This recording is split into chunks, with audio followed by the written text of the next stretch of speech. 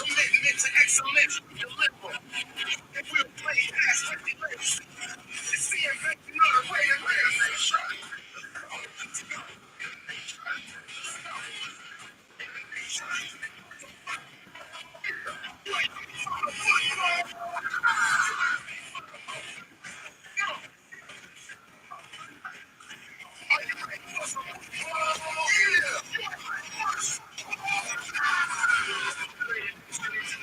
When they see the Pirates, fans get excited. Now opposition get quiet when I hit the field with my eye patch and my shield. The silver and black will attack. Are you ready for some football? The silver and black will attack. Are you ready for some football? Raider Nation, let's go. Raider Nation, let's go. Raider Nation, let's go. Raider Nation, let's go. Raider Nation, we are Raider Nation. We are Raider Nation. We are Raider Nation. We are Raider Nation. Sweet it, baby. Just sweet it, baby. Just sweet it, baby. Just sweet it, baby. Just sweet it, baby. Just sweet it, baby. Just sweet it, baby. Just sweet it, baby.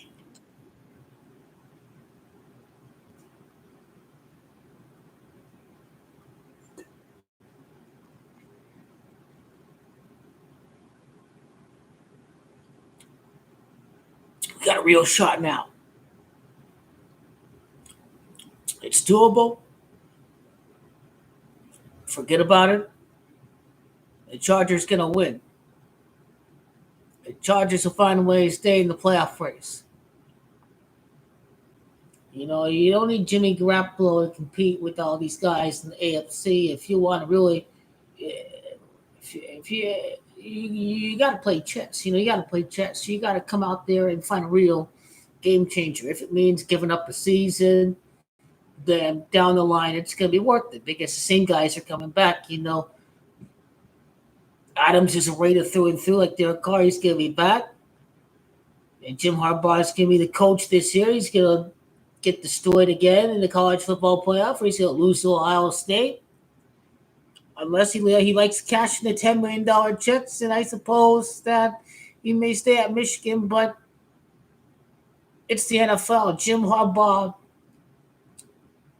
you're a coaching legend when you win the Super Bowl, and that is the exclusive class of coaches are the ones that win in the NFL. And Jim Harbaugh has not forgotten what transpired with the holding call, whatever, the Super Bowl against the Baltimore Ravens in Super Bowl 47. So 13 full football seasons would pass in between, and this is the perfect moment with Caleb Williams to be 1-3, to set up that opportunity for Jim Harbaugh and Caleb Williams to win the Super Bowl, to knock off the Kansas City Chiefs in the year of Super Bowl 61, because Patrick Mahomes is PM like Peyton Manning.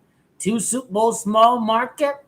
The championships happen at different times. Patrick Mahomes early on, a couple seasons later on, but there's got to be a period of time where Patrick Mahomes is not winning championships for all these years. Just take a look at Tom Brady. He won 3 quick Super Bowls all the way up to Super Bowl 39, but then he went a full 10 seasons without winning a championship. So who's to say that can't happen during Patrick Mahomes' career? So Tom Brady had a spell of not winning a championship after winning 3 quick wins. Even at 2 wins, Patrick Mahomes can go a full 8, 9, whatever amount of seasons it is, 7, without winning the championship, because it has been done in recent years under Tom Brady. So Bowl 39, then Super Bowl 49, he won again at Arizona. So this is the perfect moment for the Raiders to come in and surpass the Chiefs. Because you got to see the rivalry back in action again. And, got to bring Jim Harbaugh back home to the nation, quarterback coach John Gruden. It's time to bring this guy back. It's time to show the 49ers what they missed. He won with Alex Smith, so hey, even if they bring this guy back, Jimmy Garoppolo, he was pretty close to winning the championship with Alex Smith and all that. So who's to say that he can't win with the Jimmy G? But when you are in this division, you need a real game changer. So Monday Night Football, I'll be here. I always passed out. I was passed out last week, but I didn't miss nothing because that game was a joke. I kicked a field goal when you're trying to win the game, so I didn't miss anything last week. Hopefully we'll lose, and the Packers will lose, and the Chargers will lose. Bill Belichick is not losing 2 straight games to McDaniels. Who are we kidding? The Patriots find a way to kind of stay alive in the playoff race because of Bill Belichick and the defense and not committing turnovers. So, that's a game that the Patriots are going to win. And I believe that if the Raiders can lose at Chicago, that they own the tiebreaker over the Bears. That puts the Raiders over the Bears as far as getting Caleb Williams. And don't forget, the Raiders still have to face the Chiefs 2 times this year. They have to face Kansas City 2 times. So that's 2 losses because Patrick Mahomes owns the Donkeys and the Raiders. I think the Raiders feel grateful that the Broncos are taking the headlines as far as being the biggest Latin stock in the AFC is by far the Denver Donkeys. They're 0-3. They're 0-3 against McDaniels. That team is a joke. That team is straight up ass. Peyton Manning's the GOAT. This team is forever in purgatory without John Elway. Peyton Manning was paper over cracks. It was. That 4-year run was covering up cracks because they still have not replaced John Elway. And that is the same story. So don't let Peyton Manning fool you all a little bit that, Broncos are a winning team. No, they won the lottery with Peyton Manning. That's all they did is they won the lottery with Peyton Manning. Literally, that was all rigged too. He had a horseshoe and he went to the horse, to the donkey, to the Bronco. Hey, NFL kind of subliminal with that stuff too. But this is the perfect opportunity to get Caleb. Last Super Bowl win MVP of the Raiders, Super Bowl 15. We can be 1-5 entering the game against the Bears. We can be 1-6 after tanking the game against the Bears. And that is Jim Plunkett, number 16. That's our next Super Bowl winning MVP quarterback, Caleb Williams. LA Raiders, USC, LA. He born at Washington. Last victory in the Super Bowl over the Washington football team, over the Redskins. This is the perfect opportunity to bring him back home. And don't forget, late in the season, the Chargers face off against the Raiders. That can be a game the Chargers can win. The Colts are looking like they're a great team this year, great defense, all that, Anthony Richardson. So that is a game that the Raiders can lose December. The Vikings, who knows? Who knows if the Raiders find a way to beat the Vikings? Is this the first time they played the Vikings ever since John Madden's death? But the Giants play in the NFC East, the toughest division in the NFC. And the Raiders face off against the Lions October 30th. So there is a lot of opportunity for the Raiders to get the number 1 pick in the draft this year. And I just, when you're in that conference, with a bunch of elite quarterbacks, you are going to need a game changer. Caleb Williams against Lamar-Jackson, I'm down for that. I am. First win at the Vegas Stadium against the Ravens and Lamar-Jackson. That'd be a hell of a playoff matchup.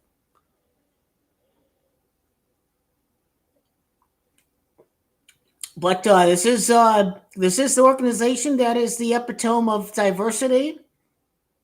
Art Shell, first African-American coach, and your first woman executive, Amy Trask, and first Latino coach, Tom Forrest. So, if Lamar is not going to win the Super Bowl as a full-blooded black quarterback, then, hey, maybe half black, half Latino Caleb Williams can get the job done. Maybe it could be the next Doug Williams for the Raiders' last championship against Doug Williams. It was against the team that Doug Williams won the title. It was against Washington. So, yeah, you know, this team is, these guys going to pounce. They're going to win the Pac-12 title game 13 days after Caleb Williams' birthday.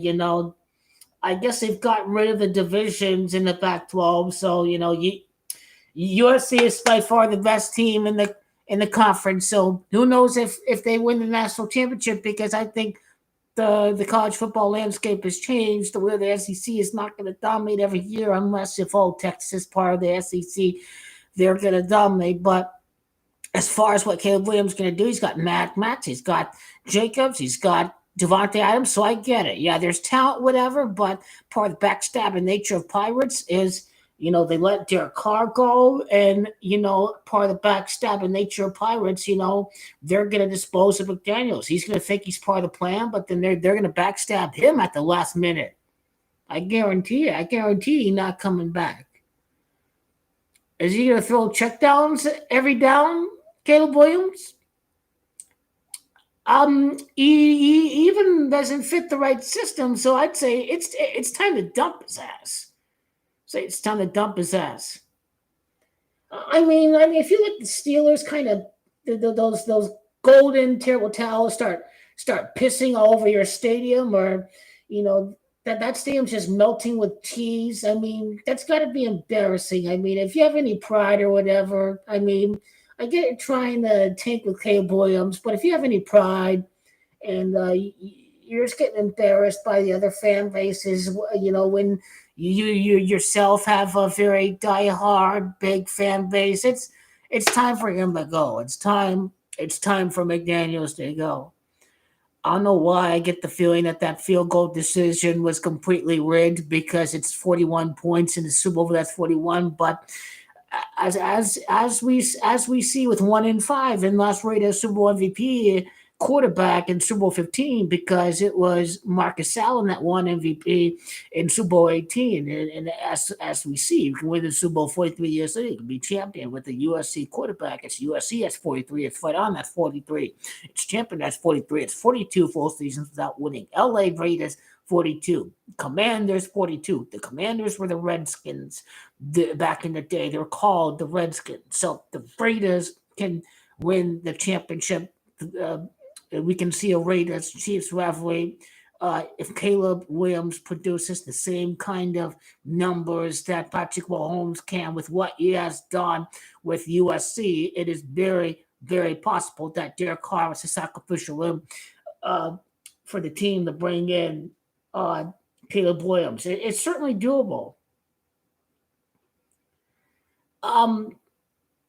Yeah, Packers, they used up a lot of energy to come back and win that game, and then you use up a lot of energy, and, they were just out of energy, you with only 3 days of rest. So, yeah, they used up all their energy on that Sunday comeback, but the Packers, they don't look like they completely suck, but this team only beat the Broncos, so only by 1 point. I mean, so it's certainly doable for the Packers to squeak by with the win, or if Jimmy Garoppolo gets injured and the backup quarterback sucks, all that. Yeah, and but he's very prideful, Bill Belichick. He will not lose to McDaniels, I guarantee it. And they moved in a new stadium. They need investment. They need to try to bring fans to the seats, all that. Continue to try to pay off whatever to build the stadium. I don't know if the Rams own the stadium and the Chargers are just leasing or whatever. But anyway, when you move to LA, you need fans. So, I suppose the NFL is going to want the Chargers to win that game. And the Raiders are okay with it, because there's a real opportunity to bring in Caleb Williams to the Raiders. And by doing so, involves tanking. And that means, we can witness history on Monday night. We can. So after we lose to the Chargers, we can witness history. If we lose on Monday, it's a given that the Patriots will beat they'll beat the Raiders because Belichick is not losing twice to McDaniel. So if we lose to the Packers, we are winning the Caleb Williams sweepstakes, and then after we lose to freaking what's his name, Eberfloss or whatever, you're getting Caleb Williams. You're officially the worst team in the league. And it's a humiliation ritual because old Derek Carr leaves. He's in the playoffs. He wins the division. He's hurt right now, but I suppose he'll come back. It's only a 2-4 week injury, as far as I can tell. It's not a season-ending injury, but Derek Carr will be back. And we'll see if he wins a playoff game or not. It'd be a good story if he does. I'll be happy for Derek Carr because he's given his all to the Raiders. Once a Raider, always a Raider, especially when you're a Raider fan. He's given his all to the team and all that. So, I'll be rooting for Derek personally, even though he wasn't the answer with all the fumbles and what have you, and the checkdowns and all the dysfunction, the coordinators and all that, and the lack of a top half defense. So he has all the resources to make it to the playoffs. And I'll be wishing Derek the best, and hopefully I hope he comes back as a preacher, as a leader, as a backup quarterback to Caleb Williams. I'm sure if he doesn't want to get hurt and wants to get paid well to sit on the bench, to be a leader, to be a preacher, I think that's what the Raiders need. So I welcome Derek Carr back to be the backup quarterback to Caleb Williams. But just don't listen to him as far as checking it down, because Caleb got to chuck that shit downfield. Just sit down and learn your mistakes and make mistakes and just learn from them, and don't be afraid to make mistakes, because that's what the Colts did with Andrew Luck. And so let him sling that baby. Let him sling that baby downfield, because that's what he's done with the USC.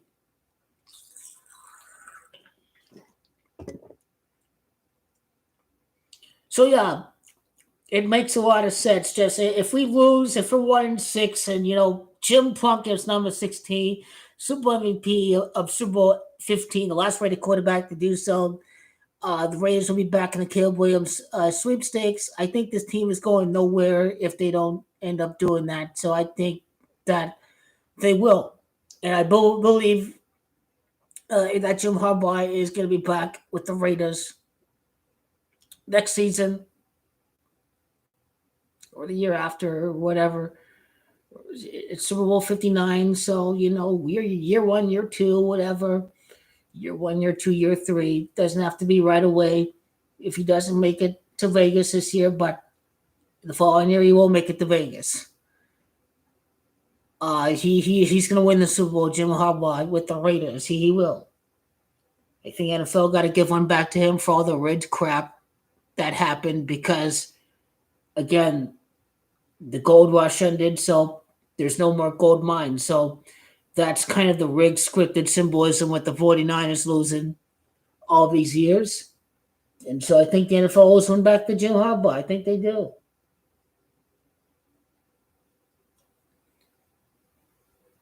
They got this stadium. They're going to suck. That's kind of what happened back in 2014. That was a zombie team waiting to fail. They knew that they were going to lose, because everything was just bad from the owner to Jim Harbaugh, that they knew they were done before that year started. Or just they needed the Rams to be good and the Niners wanted to suck, whatever.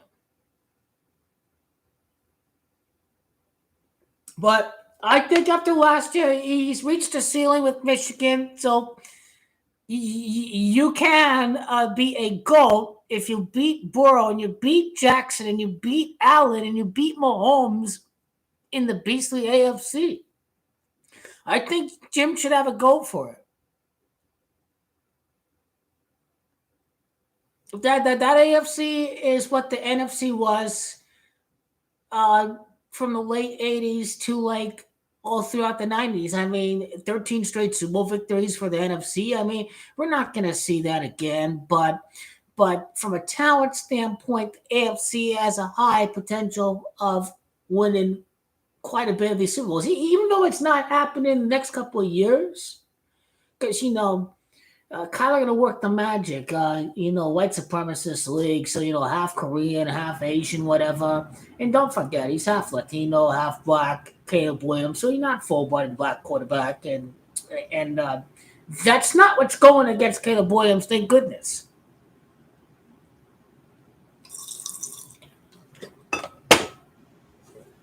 Water and wine. I bet on BYU at home, and yeah, they're beating Cincinnati pretty good. The Cincinnati quarterback didn't have a lot of good stats in his repertoire. Just looking at his stats for the year, I get it. They lost Oklahoma, but I mean BYU at home, it was just winnable. The BYU quarterback had a better touchdown interception ratio, so I think it's a foregone conclusion that BYU is going to win that game.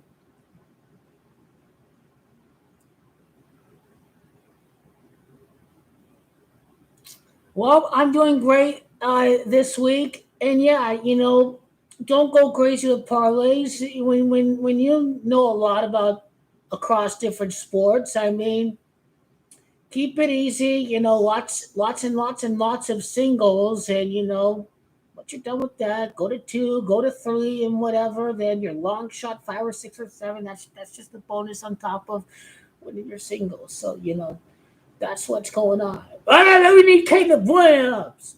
Atlanta, we need Caleb Williams. That's who we already have defense. We ain't got no defense. Look at how we play against the Steelers. Look how we play against the Broncos. Look at how the defense is done this year. Continue to suck. Embrace the tank. What are the retarded Cardinals doing this week?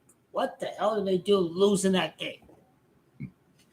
What the hell, man? What the hell we do this week? That should have been a loss against the Cowboys. They'll be 1-3. Cardinals are still their top 5 draft pick. The Texans will still continue to lose. I have him winning Super Bowl 61 because it all makes sense. He's born at Washington, D.C. The Raiders beat the Washington Redskins. See, they're still called the Redskins, by the way. Screw that PS nonsense, by the way. And, liberals out there just don't give a flying damn about, Cleveland Indians so offensive. I mean, my friend's a liberal, and, we're talking about that during our happy hour. Like, what's the big deal about being called the Indians or the Redskins? I mean, see, not every liberal is going to be about that PS nonsense. I don't know why it says message retracted. I don't know why it automatically does that. It's so weird. But anyway, we will. I wonder if Vegas it's going to be 1-8 for the year. So we lose after that. We can be 1-8 for the year. Spilled wine on my laptop. I think he will. I think that's what the Cardinals need is the best pass rusher in the league, and my Cardinals can win the Super Bowl next year because, hey, Seahawks beat the Niners, they won. The Rams beat the Niners, they won. Cardinals going to end the Niners window next year. If Dallas doesn't end it this year and the Niners make it back to the playoffs. They're shaming them with Derek Carr and Dennis Allen because he used to be the Raiders coach, right? Used to be the Raiders coach, and now Saints going to win the division. I don't give a damn about their loss against the Packers. The fact is, the NFL likes to keep divisions close up until the last week of the season. That is repeated behavior. Is NFC East, it was up for grabs 3 straight seasons, winning in week 17. It's like 2011, 2013, something like that, where the Cowboys lost all 3 to RFG, to the Giants, and they won the Super Bowl, and then to the Philadelphia Eagles, and had Kyle Orton as quarterback. And then, playing for the playoffs like last year, or like the Raiders and the Chargers, for example. So it's always been rigged where they have a winning in spot, or like there's multiple scenarios where teams need help or whatever, or a team, all they need to do is win and they're in for the playoffs. So, some numbers favor Miami, but I mean, that could be Miami Magic week 17 or whatever, and then Buffalo gets the first laugh, and then the Illuminati dupes people where they get people to ignore Buffalo.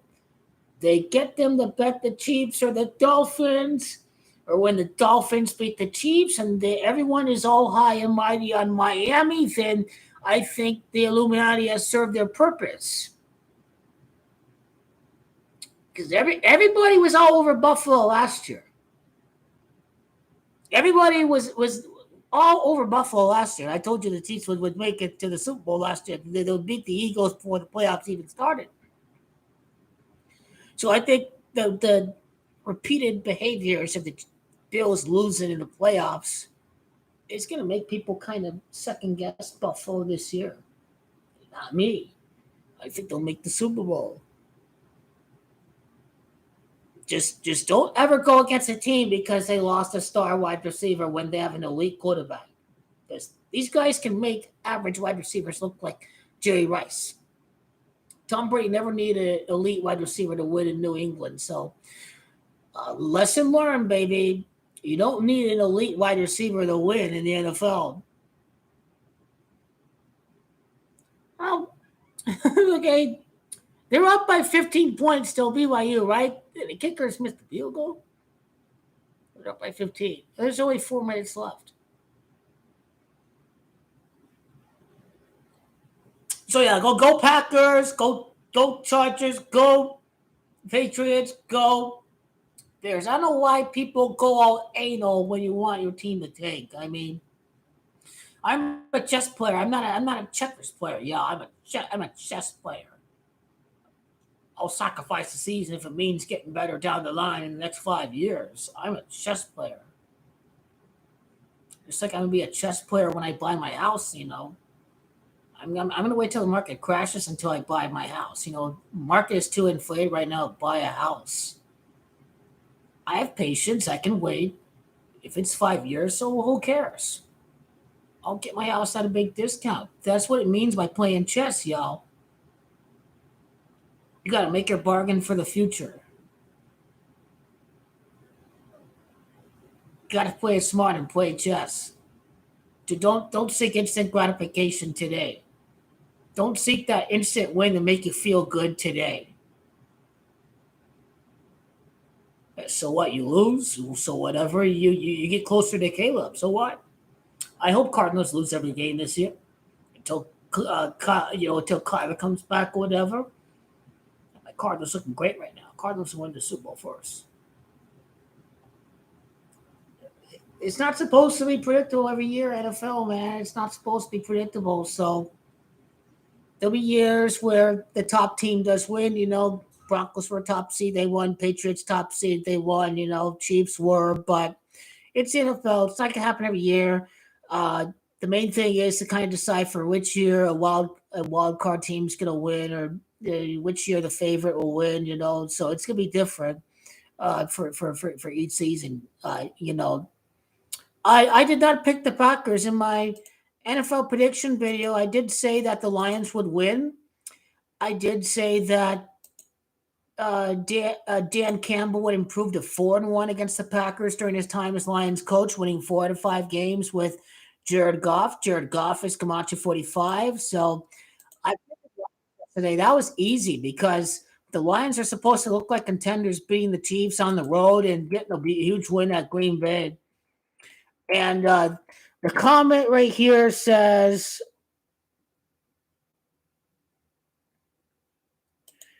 okay, I didn't respond to Keanu, but anyway, Keanu said Packers stay on 35 all-time losses in week 4 on a Thursday, 30s, 35. I just don't like decoding Sunday equals this or Thursday equals that. It just doesn't make sense. Just go off of individual team records, all that, coaching records,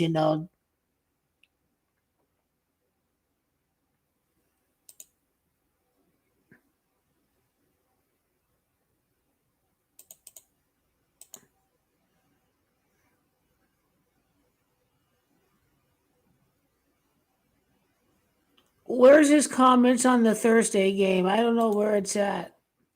I don't see on the video.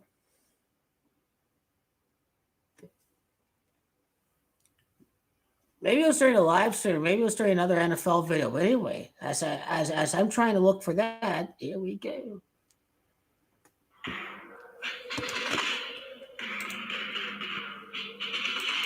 The autumn wind is a pirate. Yeah, so don't forget, Packers can be 3-2 because Jimmy G is 32, Broncos is 32. The Packers face the Broncos the next week. So who knows if the AFC North is interesting or whatever, and the Vikings choke or whatever. I mean, you never know. You never know. They easily pay that out. What are you talking about, man? You don't know how odds work. Odds are based on how the public.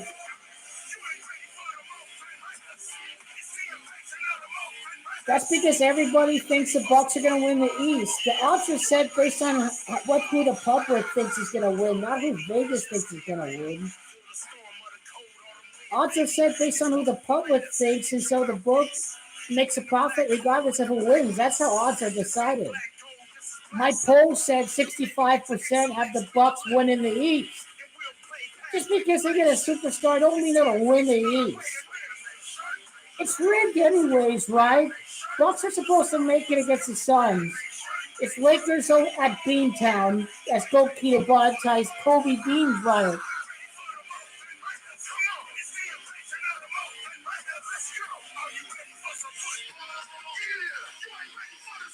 They don't have a big liability. People taking Lakers last couple of years, they already made a profit on the Lakers over the last 4 years.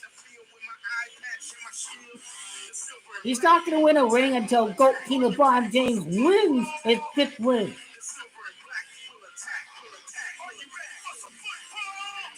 You got to understand how odds work, amigo. It's based on who the public thinks is going to win. Why weren't the Lakers the top? Why didn't they have the lowest payout? Because people didn't think the Lakers were going to win. Milwaukee Bucks were big liability and they lost. They still would have won even on the Lakers if they won last year. Vegas still would have had an overall profit. No one thinks goalkeeper Bond's going to win. Do you think all these goalkeeper Bond haters are going to bet on the Lakers? No, all the goalkeeper Bond hating Bond are going to bet on the Nose of Phoenix Sun in the Bucks. I have not picked them the last 7 years. If this is fake news, bro, I have to remove that comment because I have not picked the Lakers the last 7 years. I have not. I predicted the Warriors to fail to win the 3-peat. I correctly predicted the Lakers to win 2020, but they're going to the extreme with the script here because they want this team to not win his 6th ring in year 18 or year 17 or any of that. They want this guy to win his 6th ring in 2023. Kobe didn't die. See, Kingo LeBron not win his 5th ring. Kobe died for some garbage ass, fuck ass, bubble ass ring. Lakers gonna start out slow because he ain't Bob's gonna think it's dumb. That's how they go. I don't be surprised if this team starts 2-3, not 3-2. 2-3, 3-2 is the range. First 5 games of the year. 2-3 because he's the GOAT and he's the king. Because Russell's 25 and 2 wins in 5 games. Hey, 3 out of 5 games, 35 combined championships between the Celtics and the Lakers. Now keep down the GOAT, people. Keep downing the GOAT. I damn you. I damn you. Goalkeeper LeBron James crushed your soul last year. He crushed your soul. The people are gone. They vanquished with the channel. He broke them. He broke them. He broke them. They tore apart your soul when the Lakers lost last year. Not over here. Not over here. Remember mentality. Keep high pressure. Remember mentality. You're on the grind this year. You're on the grind. That's the Mamba mentality we be talking about. We already won. These people down and they playing mind games with themselves. We got that too. We got that too. People brainwashed. 18 weeks after Lakers Celtics, the game went out the NBA Finals. New legacy of Space Jam. New legacy 42. Go King Bonds. His 42nd win in the playoffs with the Lakers. It is over. It is last year with the Lakers. The Cinderella fairy tale story that these writers at Hollywood write for their movies is gonna happen for the Lakers. For the Lakers. And the trade is down the line. That's how we do that, Chief. It's what Kevin Durant hater on the Phoenix Suns. It's over for Go LeBron James. He wants to go lose his first year with Bronny and wins the championship with Bronny to tie Michael Jordan. That's what about to go down. But to tie Michael Jordan with Bronny James, 2026. That's the legendary moment right there for King LeBron James. He is the GOAT of the game when they go down. When they go down. When they go down, go LeBron does not want to go away. Go LeBron hating, but y'all be hating on this dude for close to a quarter of a century. Go LeBron vicious. He on a mission. NBA all about the rigged Moloch worship. So, go LeBron. He's going to go win 6 rings in 23 years instead of 15 years, huh? That'd be 38 combined seasons for GOAT LeBron James and Michael Jordan. The king is 38. GOAT LeBron James. Could this dude last 23 years? I highly doubt. Yeah, they heard about the new collective bargain agreements coming. They already got Kevin Durant and Dame lined up against Devin Booker and, Giannis Antetokounmpo and all that. After GOAT LeBron wins a championship against the Boston Celtics in the most highly rated NBA finals in history. GOAT LeBron James, 1 ring away from tying Michael Jordan for 217 championship. GOAT LeBron James, he nailed the championship. The start of the NBA Finals 2 months, 17 days before Kobe Bean Bryant's birthday at the Finals has ended at B-Town as good King of Budget cut Kobe Bean Bryant.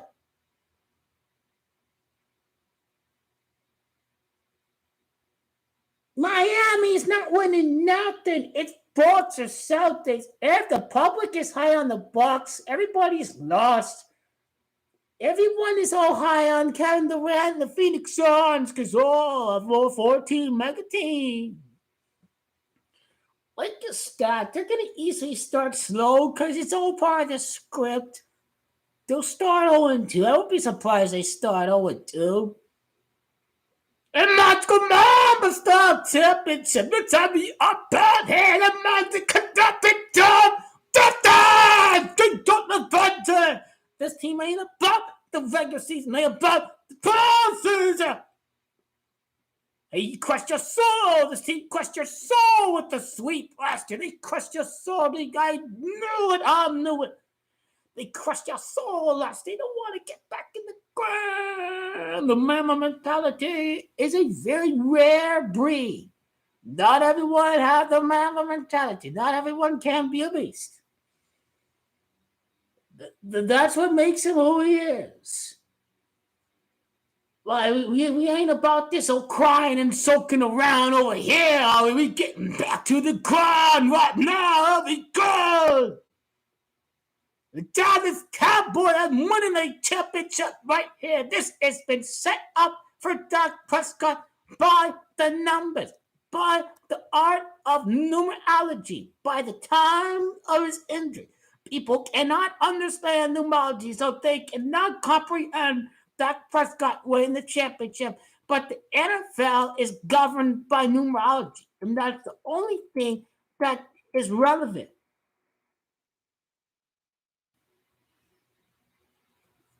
Nobody had the Nuggets winning last year. Nobody did.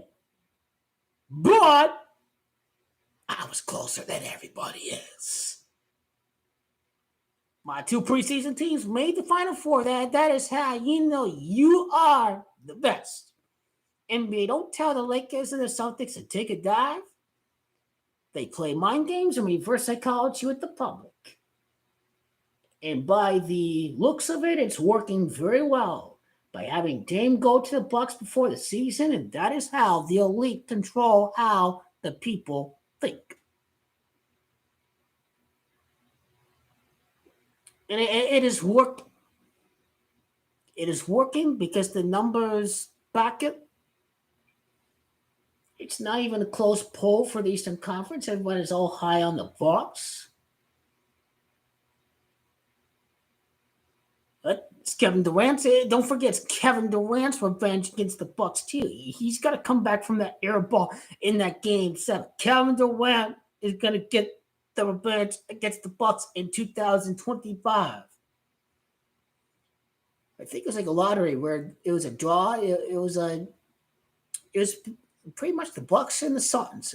They had the rights to the pick for Giannis for Kareem Abdul-Jabbar. And then in rigged fashion, the Bucks got Kareem. It was a drawing from a hat. Okay, Bucks get the rights to the number 1 pick. They select Kareem Abdul-Jabbar, not the Phoenix Suns. And so we're going to see another matchup between the Bucks and the Phoenix Suns, and the Phoenix Suns are going to win the championship.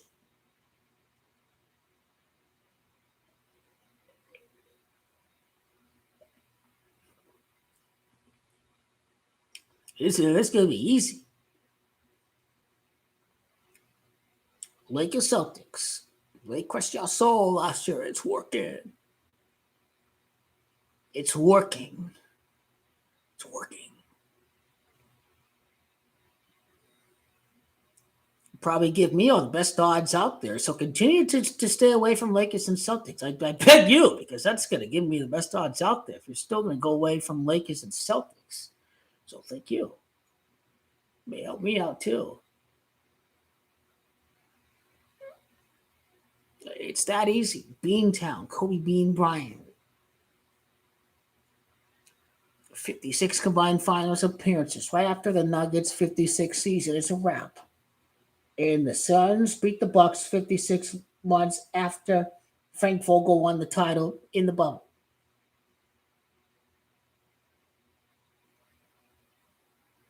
Well, your analogy as far as Ronaldo and Messi goes, that's why we never seen LeBron James against Kobe Bryant when the Cavs lost to the Magic.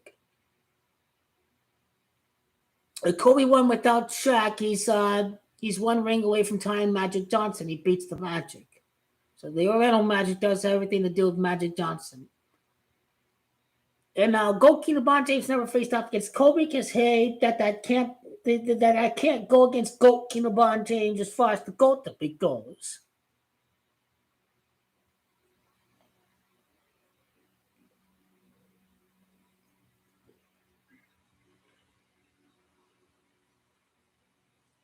Bill Russell's drafted in year 56. He won 45 games in NBA Finals. It's LeBron's 45th playoff series win. The Nuggets is 45. Miami Lakers' last championship is 45. And 45, his 45th birthday, Kobe Bryant this year. It's obvious it's Lakers Celtics. And I don't want to hear anything about, it was obvious Lakers Celtics, because it's not that obvious today. So here we are. I am paying attention. Don't forget the Ruffles commercial with LeBron and Tatum. It doesn't have to be the year of the commercial. It can just easily be the very next year after. Well, the Suns win their 57th year because the 57 is a championship number. It's also Devin Booker, that's 57. He's born at Grand Rapids, Michigan. Grand Rapids is 57. Kevin Durant is known as the Bus Rider. The Bus Rider is 57.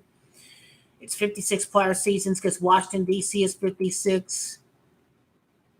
But then, Phoenix Suns 56. Frank Vogel wins 56 months later after the 56 combined NBA Finals appearances after LeBron goes 5-6. So the LeBron 5-6 connects to the 56 for Frank Vogel to win championships 56 months apart from his title with LeBron James and Kevin Durant, the Grim Reaper. But they're not fooling the public because everybody thinks the Bucks are winning the East. because everyone thinks the Lakers are not going to win again. That's not what the public thinks. It's only what this community thinks. But then the public was wrong too. Their beloved loser Phoenix Suns couldn't make it to the conference finals last year. The public has been so wrong. Dingo LeBron James has easily won his fifth ring. All the news said, go keep LeBron. Hey, Bob, we go beat you next year. I will screenshot all the goat LeBron. He bubble think he done that 4 weeks because he have you bamboozled and burn moth. And burn moth to the corner, burn moth. Why y'all think Kobe died for? Kobe is all about ego. Oh, I'm the best. GOAT LeBron could only win 4 rings. Does that make sense? Does that make sense at all? Oh, that makes sense. Don't use your mind. Kobe ain't gonna see King LeBron stuck at 4. Come on, man. Some piss ass bubble ring in the gym to be only 1 ring behind Kobe dying. Kobe died because the ego corrupted Kobe. He wanted to die because the alter ego, he only wanted to live as being the best with Mike. But it is all over for that guy. It is all over for Kobe. He died because his ego killed him. It had nothing to do with Goat King LeBron sacrificing Kobe to the Illuminati. Kobe Bryant was all about ultra ego. He only lived to be remembered as being the best with Michael Jordan. These days are over. Kobe died because King LeBron is about to win that 5th ring, and he's getting to ring 6 in 2026.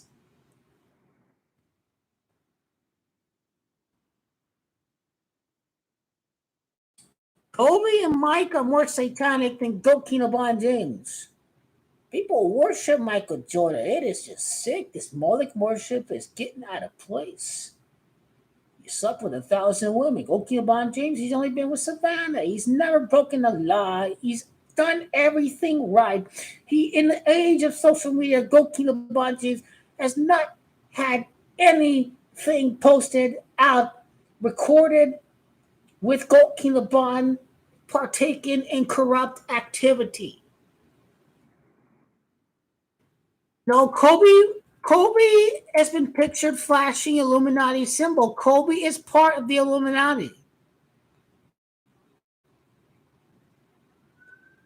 Kobe was a part of the ego. Kobe raped the girl in the hotel. He was not entirely faithful to his wife. Kobe is an ego.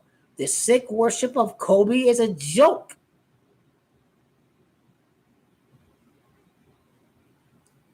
Kobe decided to brick an entire NBA Finals away because he could not take Shaq as being the best option. He's no team player. All you have to do is give Shaq the ball, lick his win, 2004. Scripted, whatever. But Kobe still had beef with Shaq. You still have the most all-time dominant duo. If Kobe wanted everything to do with the Heat, would still be a part of it. But LeBron makes a lot of money because the NBA is rigged. The NBA is entirely rigged against GOAT King LeBron James. Joe LeBron, if this was actual real sport, he'd have 10 rings. This guy's the GOAT. End of. He's the GOAT.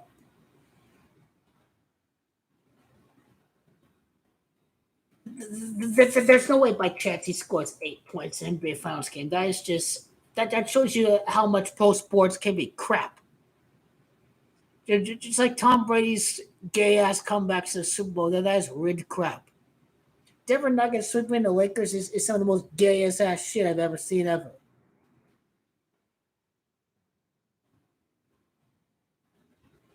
Cam Newton not jumping on a fumble in the Super Bowl, that is some gay ass shit right there.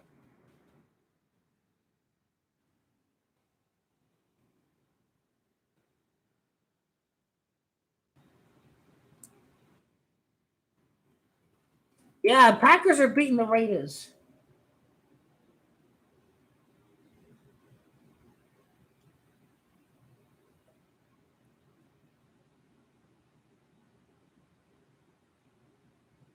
Well, they're both born at Akron. Hey, Akron's 52. Okay, LeBron won Cleveland the next championship 52 years later. So the Warriors' entire run was rigged. They were playing on that. And Steve Kerr played on the dominant Bulls that won 72 games, and he breaks the record as coach of the Warriors. So the NBA is rigged, and they sacrifice the black coach. The white coach gets all the credit.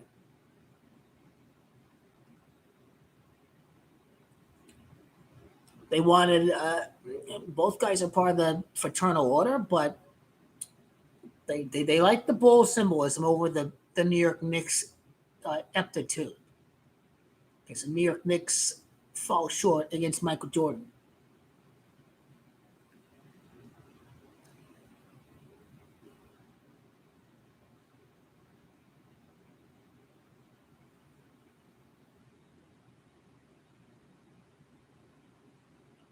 But there's no better way to splash a mega record breaking new TV deal.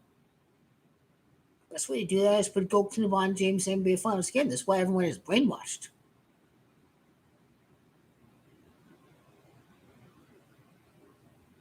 There's no better way to get a kickstart to the new CBA than to have Lakers and Celtics because the CBA deal expires like 6 or 8 or 9 months after the 2024 NBA Finals. So it's time to give the players and the owners all the leverage in these negotiations right after Caleb Bond's record setting year. It is that easy. It's outside the numbers, that is what's happening. You have to look what's happening outside the numbers as well. Yeah, Gokubon played like the greatest player ever. Those are some great magnetic rims that were in action during the series against the Nuggets. NBA Mafia rigged it for the Nuggets against the Lakers. We give one back to the Lakers next year. Just watch. It's 26 win the NBA Finals. Brian is 26. The Bucks, Celtics 26. Two top contenders. Boston 22. He enters with 22 wins at the Garden. Jolt LeBron with the school called Jolt LeBron with the win that beat out as they Obi being by. It's a lock. It is a lock. The Bucks are just not gonna make it because the Bucks are gonna make it when they face off against the loser Phoenix Suns.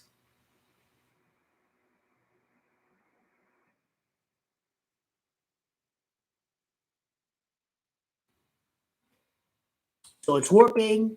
I think it's great news. The comments are fabulous. No one's gonna give the Celtics, the Lakers a chance. The sports book is happy. I'm happy. There's Lakers Celtics next year. It's that easy. It's called overthinking. It's called reverse psychology. They're playing. It's a war for your mind. That's what it is.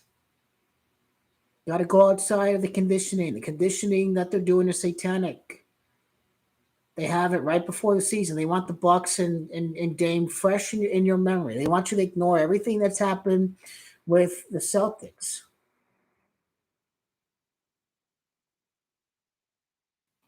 Lakers play like the best team in the league. Of course, they had to lose last year because the only way they can't win for it to be rigged.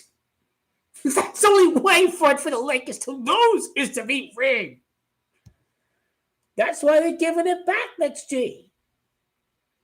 It's Illuminati psyop. This whole them coach the Bucks. He's got to beat the Bucks. The Illuminati have their reverse psychology scripts going on right now, don't they? They always do. They always do. Every year. Every year.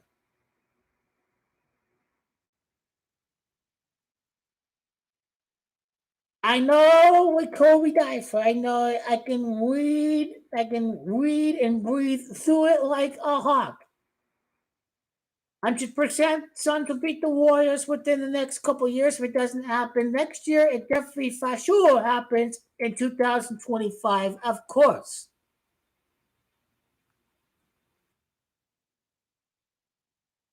Go Team LeBron James for the victory. Go LeBron 18 weeks after facing off against the Celtics the second time around is game one of the finals.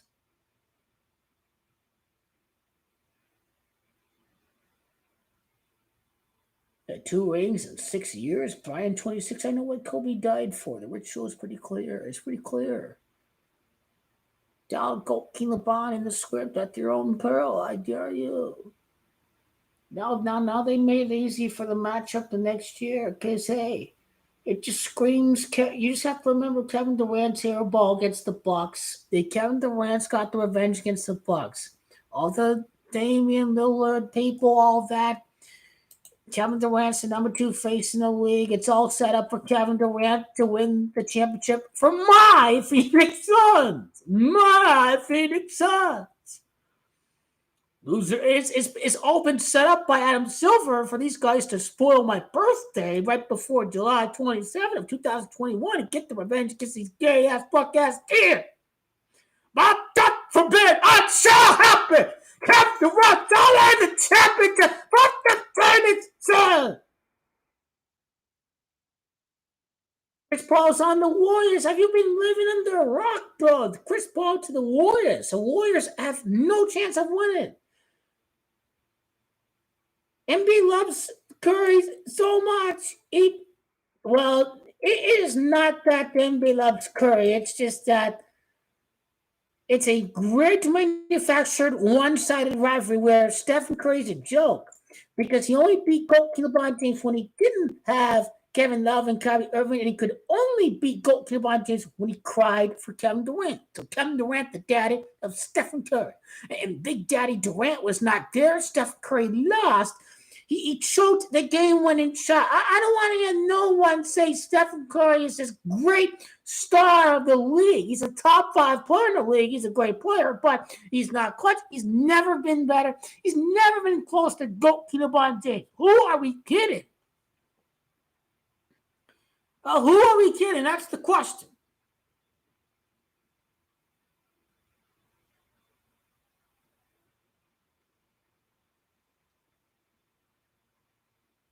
Giannis playing on one leg is far better than anything Stephen Curry has won. Was Chris Paul injured? Was DeAndre Ayton injured? That's the analogy we use when we compare that to 2015.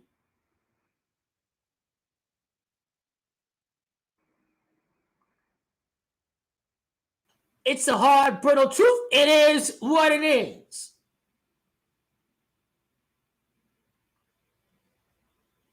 Warrior fans are losers. They're losers. Only a retard could call Stephen Curry better go too much. Are people really this mentally handicapped? Wow, they're out of their minds. Out of their minds. Out of their mind. Wow. Wow. Can't believe it.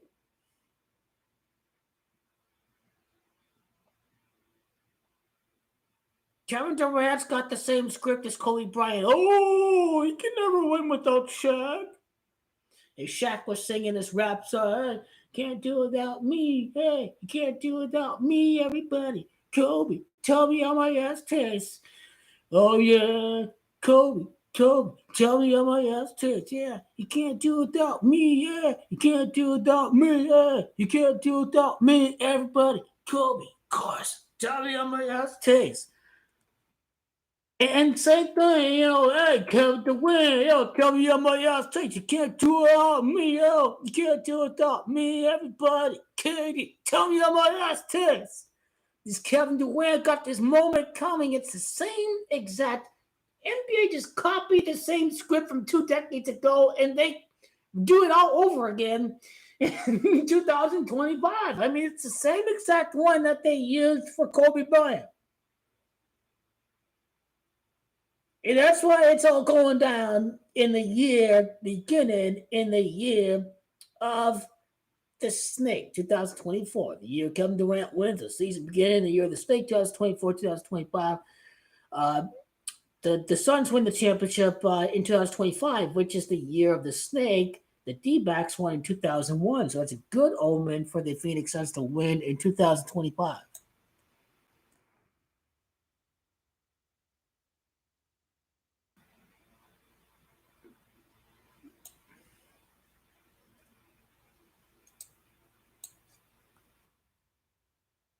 LeBron is going to easily beat the Celtics this year. I have no time for mind games, people. I've got no time for mind games. When Celtics lose, it's Celtics can win next year. Dame's a joker out there. Sometimes they need Drew Holiday.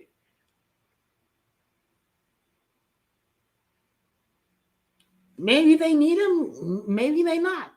But another offseason of recruits for the Milwaukee Bucks should be able to replace some of these guys that they've given up in the trade. So the same thing with the Phoenix Suns. They had to, some of these guys that they gave up in the trade, they had to replace in the offseason, or maybe the next offseason after this year. But same thing going to happen. If they really get lose Drew Holiday, then they'll just get some players the next offseason, the Milwaukee Bucks. So, they're pretty much already set as far as that goes in 2025. I'm all ready for the year. The evidence is astonishing. People hide in their holes. King LeBron and Joker and Adam Silver kind of wrecked their soul a little bit. They stopped caring or hoping for King LeBron to win the league, but it's okay because it's about LeBron. It's about the man mentality. Not everyone has the man mentality to come back, but we did. At 2-10, we said they win the championship. We knew they're the best team in the league. The Lakers whip the ass of every sorry ass team in the league, every sorry ass script here. Keep the Lakers back. So go keep LeBron James. Don't win too soon because it's all about the Moloch Michael Jordan worship. It's all sick. Bull is a satanic symbol of the Illuminati. Michael's king. Michael's unstoppable. It is sick Moloch worship. Goat LeBron don't have that luxury of that same Moloch worship that Michael Jordan is. He is Illuminati 100%. The best player ever can never ever beat the bad boy Pistons or Magic and the Lakers or Larry Bird and the Celtics. If that's your goal, well, what a phony. What a phony. Goat LeBron James destroys 73 win Golden State Warriors. That's the GOAT right there.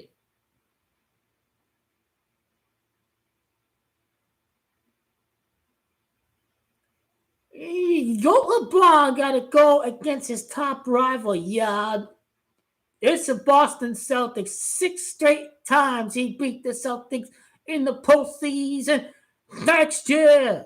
Because he's about to be 6-2 against the Celtics. That's what Goat LeBron is about to do. Retired number 6 series win against the Celtics.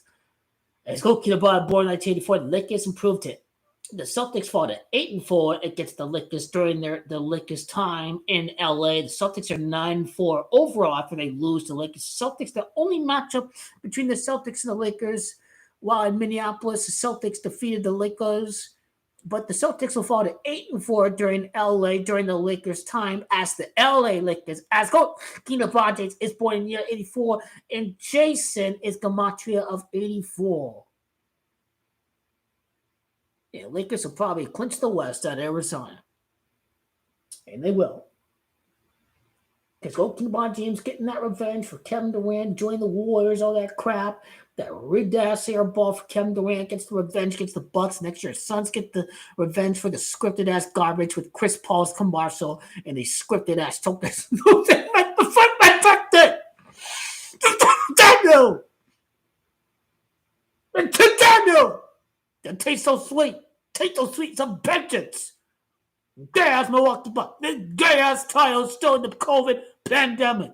And there's all the fans in the stands for that one.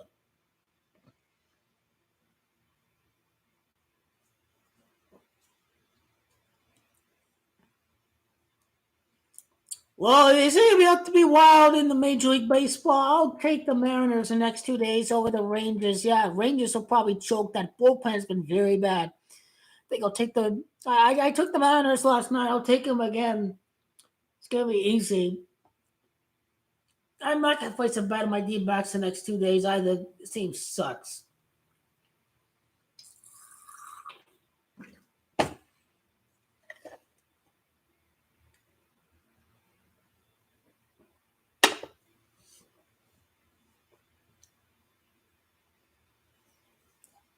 I won't be surprised to see Jimmy G get injured.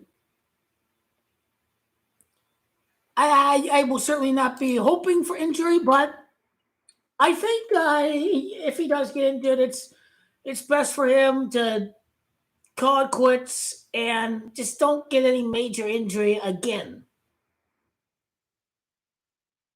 Well, I've said before, I like the Orioles to win the World Series. I've got them being the Dodgers because the Braves are supposed to make it against Great Gino. He's a 15 life fastball. Yankees win 15 years later, so of course it's minus 15. So I got the Yankees over the Braves. Yes, Georgia 62. Great Gino had 62 home runs. His 62nd home run at Arlington, Texas. So Yankees Braves next year. Robinson, you had the most. Robinson, yeah. So, I've already had Orioles for the World Series. So the Orioles, I'll do the full bracket video once the win losses are out. So that's going to be like Sunday or Monday or so, right after the final win losses are set for the regular season. And it takes 11 to 13 to win the postseason. Depend on if you're a wild card or if you have a first round bye. So that's how you get the final win totals for the pennant title for the World Series. 7 for the pennant or 9 for the pennant. No, you stay with the Padres. The Padres will be back next year. Just another year of scripted baseball. And that's by Juan Soto. There's the Martian Dominguez. Yankees are on fire. Guarantee to win next year? Let's go for it all. The Yankees, Lakers, Dallas Cowboy. It's coming. It's coming. The elite will keep the people angry, beaten up before the election, especially if the Cowboys win, the Lakers win. It's a war for your mind, the elite. Keep you undefeated, keep you angry, keep you psyched in. This mad world we've been living in ever since Ronald Reagan. The downfall of America continues. It's a rigged pandemic that's allowed the wealthy to get richer, and we are hurting due to fucking inflation. So the greedy ass corporations can make back every single fuck ass penny that they lost in 2020. So we're living the world of mad greedflation. And we're still dealing with greedflation. The virus itself is real, but the virus was manufactured so all these greedy ass corporations can conspire to fucking make it as much money and kind of try to make it the norm for the future. So yeah, some mad ass agenda going on right there because there's no fucking way that gas should be $5 a gallon when the fucking summer is over. And quite frankly, we are all fucking fed up with the garbage ass elite. And these two stupid ass clowns on a debate stage have nothing to offer for climate change or increasing wages, all this. These Republican charlatans on the stage of the night. What a joke. What a joke that is. These people don't even give a damn. Every single one of them on the debate stage.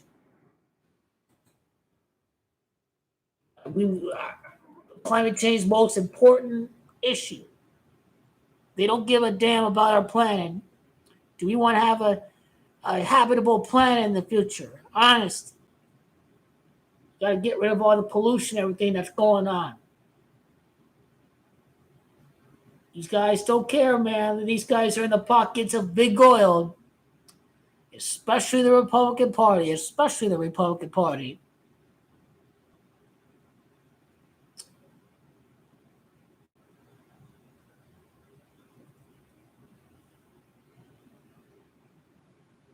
The elite screwed against Al Davis too, didn't they? They always hated the Raiders. They always hated, oh, Al, be a rebel. He's a rebel. Like to be a rebel. He's got the good embodiment of a Raider. Hopefully, get rid of McDaniels. All this Patriot ass garbage. Hopefully, Mark Davis gets to his senses. Hopefully, if he is competent, I care less about his hair. But if he's competent, he gets fucking Caleb Williams into this fucking team.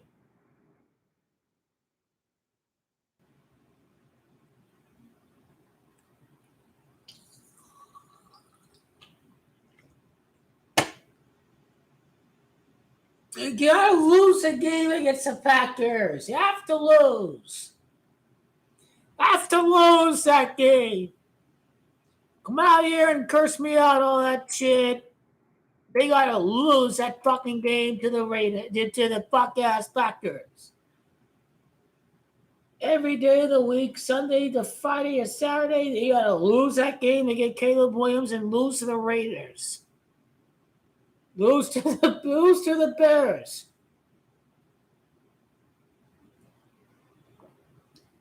Gotta lose to the Bears. We have to lose to the Bears. We have to lose. Yes. Season into a scrub ass quarterback from Purdue. Season over. How else are you going to compete with fucking Patrick Mahomes and Joe Burrow? And if the Chargers get a new coach, then Justin Herbert. See, Sean Payton is made for the Denver Broncos. You could have just waited 1 year to land Justin Herbert, but this is why he's on the Denver Broncos. We don't need Cardinals. I'm so glad they got rid of Vance Joseph. This guy allowed 70 fucking points to his defense. This Dolphins finally got rid of fucking Vance Joseph. We found the Philadelphia Eagles defensive coordinator, and this team is looking vicious and mad and violent on defense. And here the donkeys are with Vance Joseph giving up 70 points. Yes, I am. Yes, I am. I'm not a pundit on ESPN. My opinion doesn't change every week.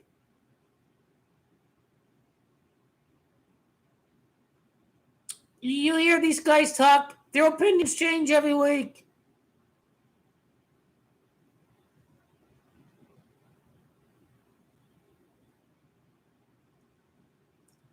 Even if the Dolphins win this week, you're not going to convince me that the Bills are not going to win the AFC. I don't even watch ESPN anymore.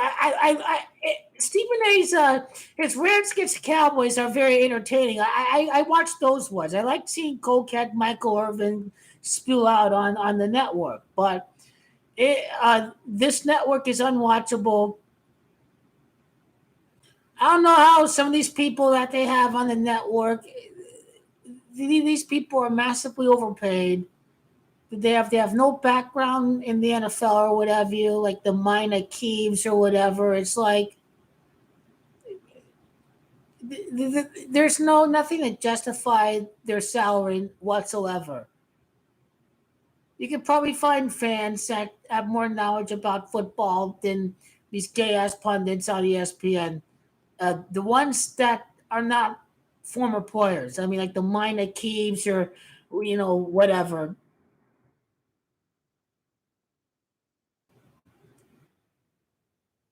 So yeah, it's garbage. It's sports programming entertainment. So they're trying to program the masses with all the most of the time their opinions are probably told by the higher ups what to say. That is not crazy whatsoever. These people are probably told what to say on the network. That is not crazy.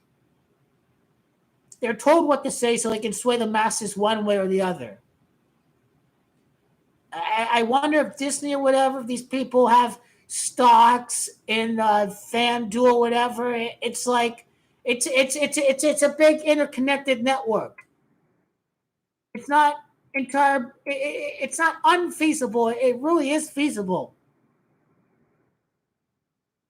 If Suns know they're going up against these former Bucks players in the finals or whatever, you know that Grayson Allen guy is going to go up in the finals. It's rigged wrestling. That's what it is. And obviously,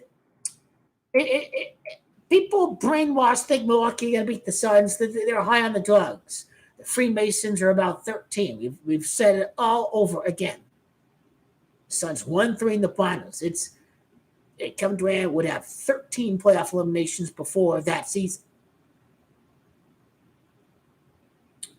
Steve Nash, number 13. The running gun Suns, they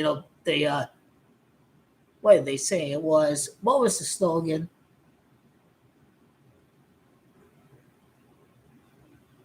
I forgot the slogan. Oh yeah, it was rigged then for the Spurs and their international ratings. Yep. Yeah, international ratings, Giannis Bucks, yeah, but not this year. But Lakers Celtics are by far the top two biggest brands. So everyone knows who the Lakers and the Celtics are. So international people are going to watch regardless. Especially with LeBron James, they're going to watch. But yeah, Giannis going to be in there. The Suns got that. That European player who plays on the Trailblazers, he's going to be in the NBA Finals. Wenyan Gabriel from Sudan, I think. And Bol is on the Phoenix Suns.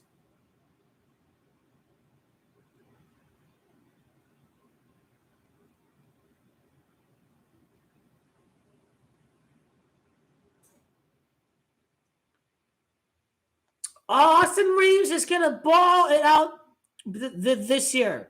It looks like Bradley Beal is going to win. I have to go rewatch the Bradley Beal video. It's been a couple months.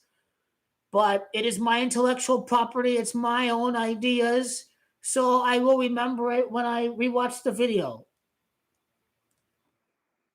Yeah, I have the Dodgers win the National League because it's baseball. I suppose anything's possible. But do I see the Brewers or anyone? I mean, the Cubs are out. The Marlins have a negative run differential. Are the Phillies going to make it back? So for me, there won't be a team that wins NL pennant for 2 straight years. So with that being said, the Braves have to make it next year. Then got to go with a different team. So this means I'll have to go with the Dodgers this year. Orioles Dodgers is my matchup. Yes, it is. That is my World Series.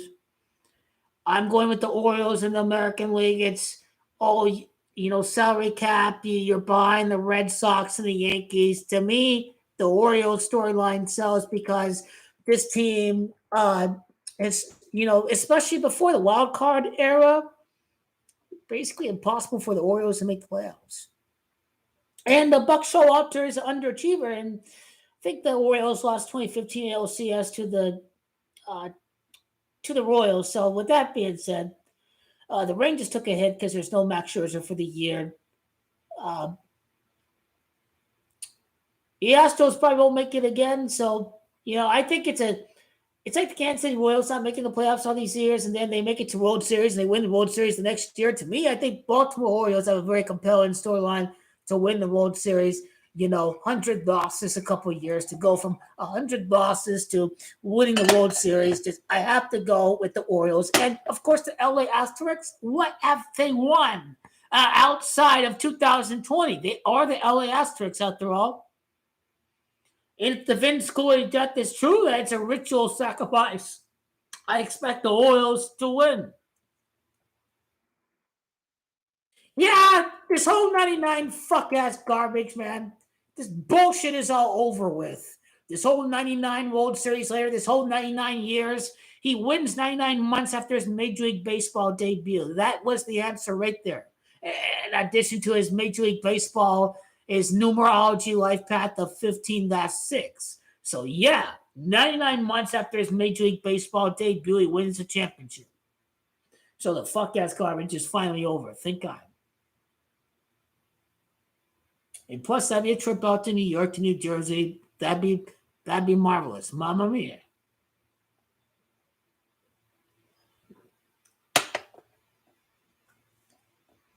So that'd be 101 years after to 1923, the great Jorginho wins. Philadelphia's 101. Maybe that's what we'd be talking about the whole time. This good ass Gematria. Stick with the numerology first. The Gematria will supplement the organized system. Work the organized system. It'll be good. I know AOS will not make it. The Dodgers struggle against the AL East all year. They've lost against the Blue Jays. They've lost against the Yankees. They beat the Red Sox because it was Mookie Betts' homecoming because he used to be at the Red Sox. He won the World Series with them, right? But they've lost against the Yankees. They've lost. I wonder how they did against the Rays. But the Dodgers have struggled against the AL East this year. The Dodgers just have not. They're an under 500 team against the AL East. So the Dodgers are up against the Orioles. I'm taking the Orioles. The Dodgers lose their 15th World Series. Yankees win 15 years later. There we go.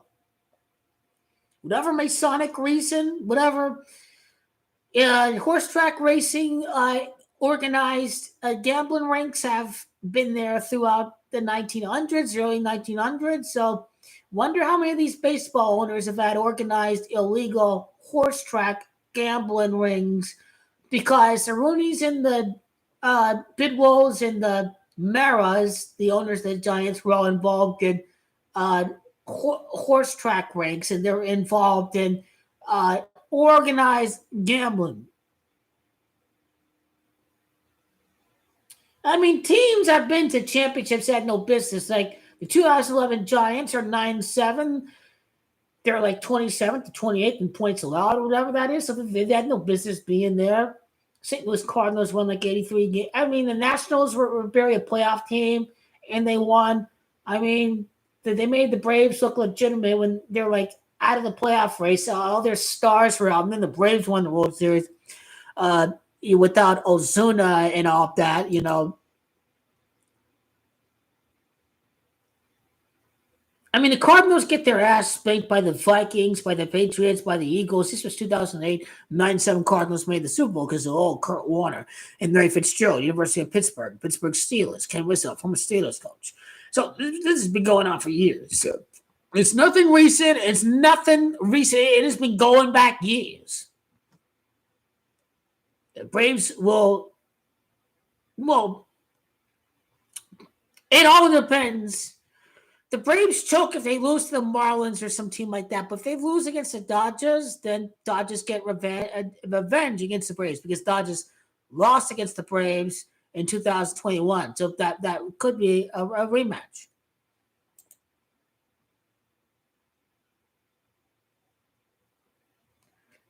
Well, we'll see if the Steelers and the Ravens both win this week. I mean, Houston's 31. Steelers can be 3-1. I don't know why, but all these three teams are going to win this week. It's going to be a bad week for Cleveland. I mean, if you're looking at it, 3-1, the two teams in the division, then this means the Bengals will continue to win. Then the Browns will flame out.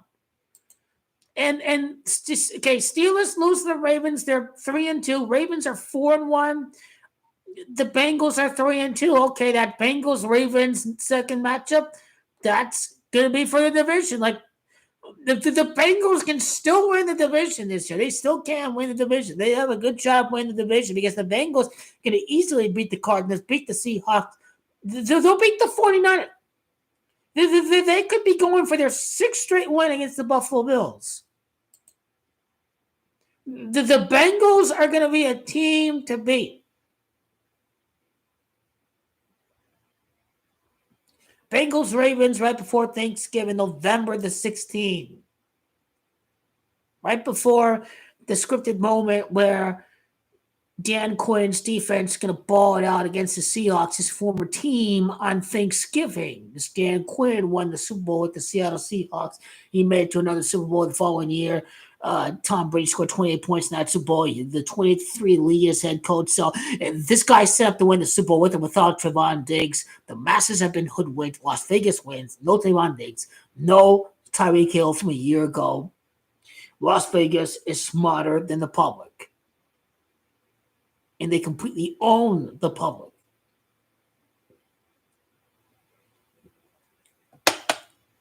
I have no backup team. None. There's only a backup team when there's a need for a backup team. There's no need for a backup team right now. I ain't got no backup team. Niners gonna choke and break your hearts again. Las Vegas knows it's the rigged gold rush. The gold rush is over. The Niners can never, ever win a Super Bowl until the Cardinals win the Super Bowl. Every team in the NFC West has to win the championship before the 49ers ever even remotely dream of winning a Super Bowl again. That team is a joke. You think the Niners can win the Super Bowl at the Raiders Stadium? You are high on the cocaine. You gotta lay off the drugs. It's a silver state. It's the silver helmet. What do I give a damn? I could give two fucks about Trevon Diggs. That's what Stephon Gilmore is for, bro. For the Buffalo Bill. Let's get going, shall we? The Eagles, no chance. Cowboys Eagles produces the popcorn, produces the TV for Roger Goodell. The Cowboys Eagles is a moneymaker for the NFL. The Lions are losers. They'll win the wild card, but if DeAndre Swift, or no, that's not, his name is not DeAndre Swift. He's on my fantasy football roster. What's his name? Is his name DeAndre? This whole rigged Swift thing, it is all fake garbage. It is all media attention. Why do these retards give a fuck about Taylor Swift and fucking Travis Kelce? I swear to God. Sunday Night Football is going to be on mute. That is a pretentious relationship for fucking media attention. Who the hell are you kidding? What kind of fugazi-ass relationship is that about? I'll believe it's love when I see it.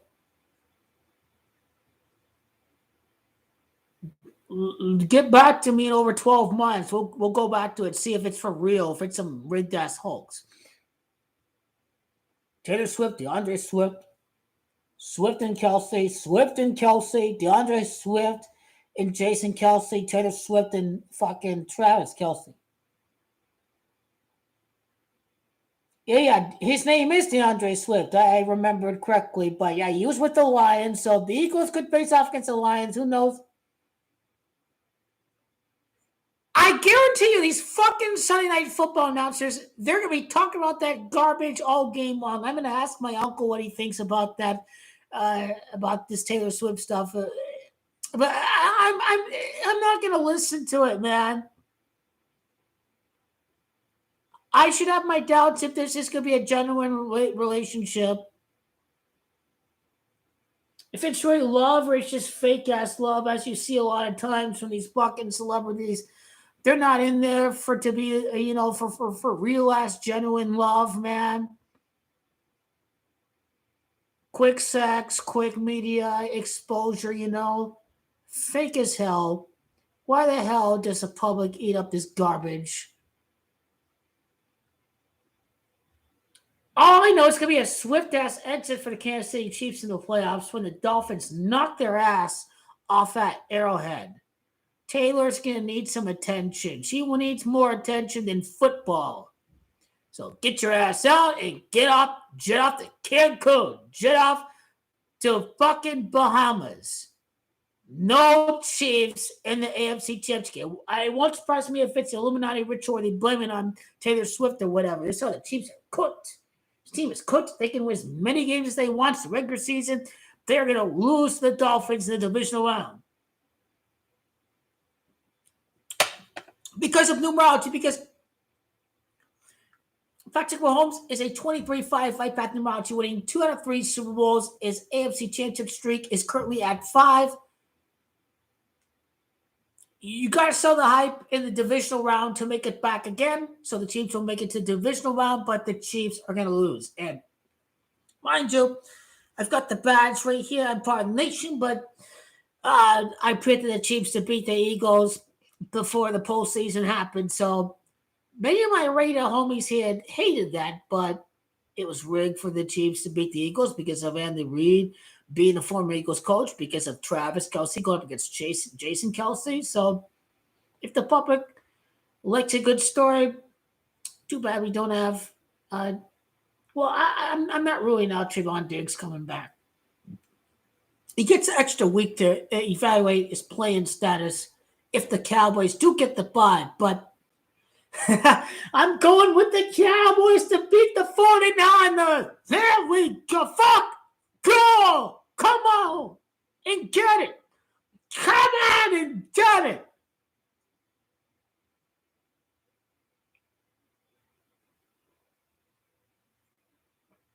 I tell you, this fucking the RAIDDAS fucking 9/11 and the RAIDDAS tuck rule. Number 24, Charles Woodson with the fumble. I think all the stars and all the numbers must align for the Raiders to get Caleb Williams to win the Super Bowl 61. Nobody hates losing more than Big Al Davis. It's time for the Raiders to win and flex their muscles. This was the winningest organization in professional sports all the way up till, 2003, and then, stop being the winningest team in professional sports.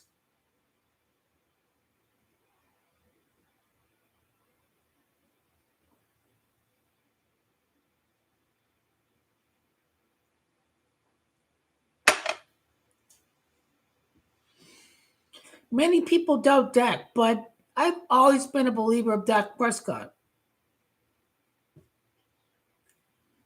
There's a misconception about what constitutes being black or being mixed. NFL owners are white supremacists. I'll tell you that. They're white supremacists. Eagles got no chance of winning this year. They wouldn't have chosen Patrick Mahomes if he was 100% black. This is how deep in their fuck-ass race rituals the NFL is. You've seen Super Bowl 50. You've seen the Black Panther lose to the White Bronco. You've seen what happened to Steve McNair, whatever. Did he battle the Illuminati? Did he not battle the Illuminati? John Lynch, that is some racist shit. I swear to God. Yeah, I mean, I would just legally change my name. My last name was Lynch. Just so I could never be accused of being a racist or whatnot, or just because the name Lynch has bad connotations with it. But yeah, my TV's on fucking mute on Sunday, I swear to God. Sports bars love the fact that people will go out to eat just so they can listen to. Already, the Jets tickets have gone up immensely because dad is taking his daughter or his girlfriend or because I can get a chance to get Taylor Swift autograph. I do like her songs and all that, but all this celebrity worship, it's like you got nothing better in your life to care what some fucking celebrity is doing. It's like, what? No wonder why we're stupid. The public is. I should say the public is.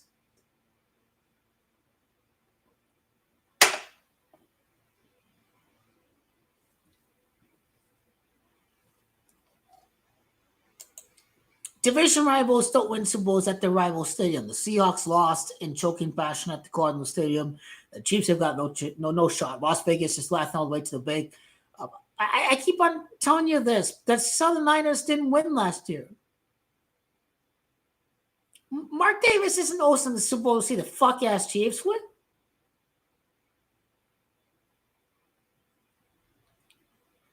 It's a swift exit from the playoffs. I'm telling you.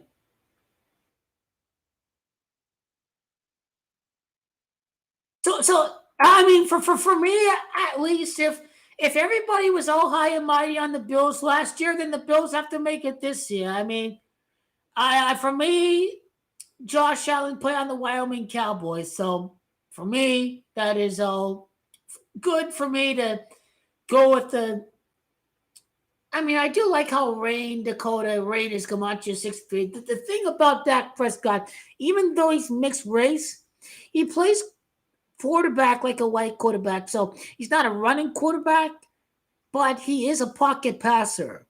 He plays like Matt Ryan. He plays like Ben Roethlisberger. He plays like Kurt Warner. He plays like Drew Brees. He is a gunslinger. He plays like Aaron Rodgers.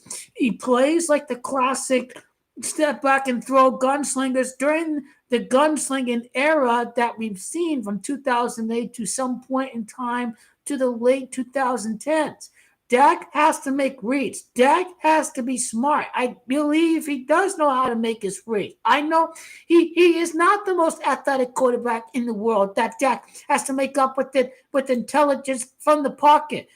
That's why Dak is going to do well, because he plays like the stereotypical white quarterback. Because he has to step back and throw. He's not the fastest quarterback out there. They hate on him because he's black. I mean, other quarterbacks can be deserving of more criticism than he does. But he's thrown for 4,000 yards. He's thrown for 35 touchdowns. I'm not going to ignore that. I'm going to objectively look at the fact that he is capable. And I will still. And something has to happen to this brother if he defeated Tom Brady in the playoffs, right? He defeated Tom Brady. He defeated Tom Brady in the playoffs. For me, it's about the Silver State. It's about the fact that Dak defeated Tom Brady. It's about the fact that Dallas is the 28th state. The Cowboys, with all their winning history, cannot. They have to have the shortest Super Bowl spell out of any team in the NFC East. So the Giants have gone 30 years without a Super Bowl. Cowboys are at 27. The Cowboys are going to have the shortest Super Bowl spell out of any team in that division.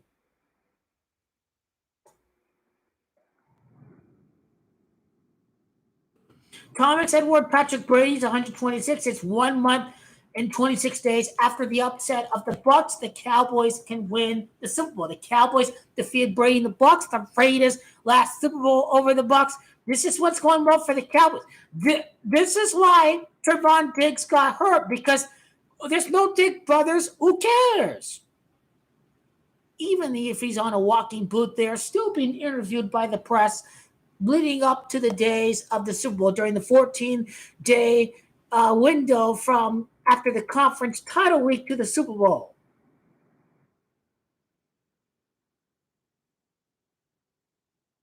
NFL's rigged mafia for betting. Everybody thinks Dak sucks. These are perfect ingredients.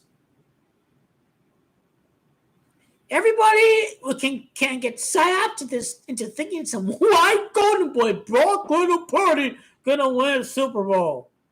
But that logic doesn't hold up when we're dealing with a division rival stadium this year. I should say a Bay Area rival stadium.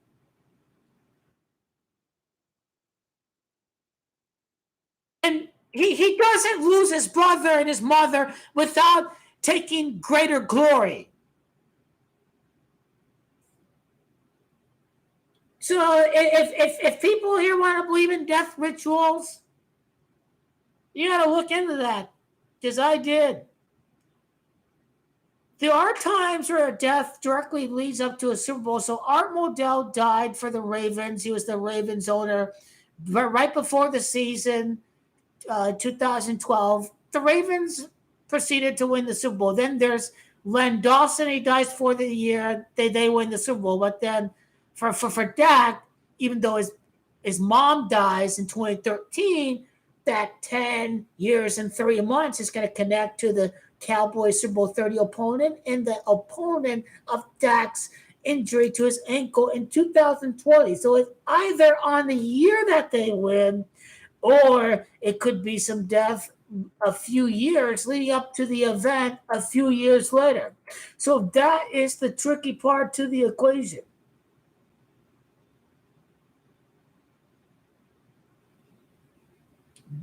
Deaths do mean championships. Diego Armando Maradona died for Argentina. He is their god. He is their idol. He is a living deity on planet Earth. Diego Maradona led Argentina to the last World Cup. Diego Maradona led Argentina to their last trophy. Diego Maradona is God on earth to Argentina. Messi could never win a trophy until Diego Maradona died. After Diego Maradona died, Messi is invincible for Argentina. I've correctly predicted that. Kobe died. GOAT LeBron James won the championship. But that's not the greatest championship GOAT LeBron's going to win the Laker uniform. It's the one in front of fans. This is why everyone is brainwashed. They got to wake up. Reverse psychology is in what? Legalized betting in the Lakers not winning coincides with each other. Now everyone believes Lakers ain't never going to win again. The sportsbook is left all right to like. What do I care what the public does? Whatever the public thinks is just better odds for me anyway. It's because you don't watch soccer. That's why. But Maradona's death was a ritual sacrifice for Argentina and Messi to finally win the big one. And just like Kobe, Maradona had an alter ego. He wanted to live as God on earth. Same thing with Kobe. He wanted to live as being remembered as a number 2 to Michael Jordan. But that was no longer possible for Kobe Bryant. That was no longer possible for Diego Armando Maradona. Messi is the GOAT. Messi is the new idol to worship, and he did just that. I have predicted everything that has happened with Argentina. That matters more than some NBA or NFL prediction. This is the biggest sport in the world.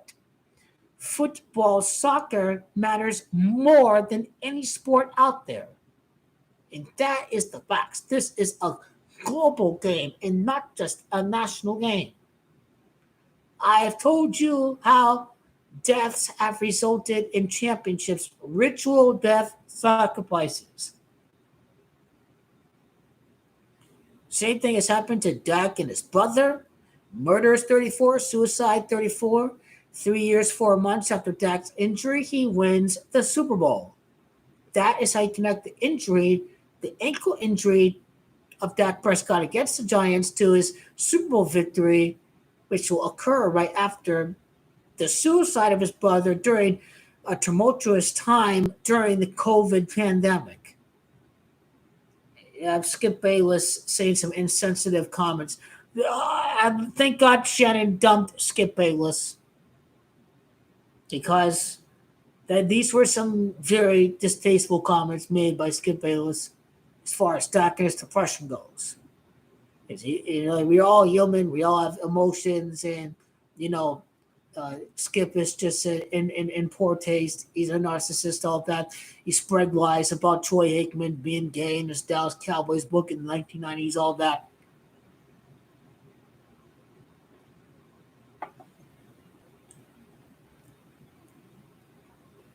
Oh, yeah, I've seen the cartoon of Kobe crashing the helicopter. It happened right after LeBron James passed Kobe Bryant at his birthplace of Philadelphia. So they scheduled that game at Philadelphia. Mirrors the career scoring averages of GOAT LeBron James. He passes Kobe over there, and he dies the next day.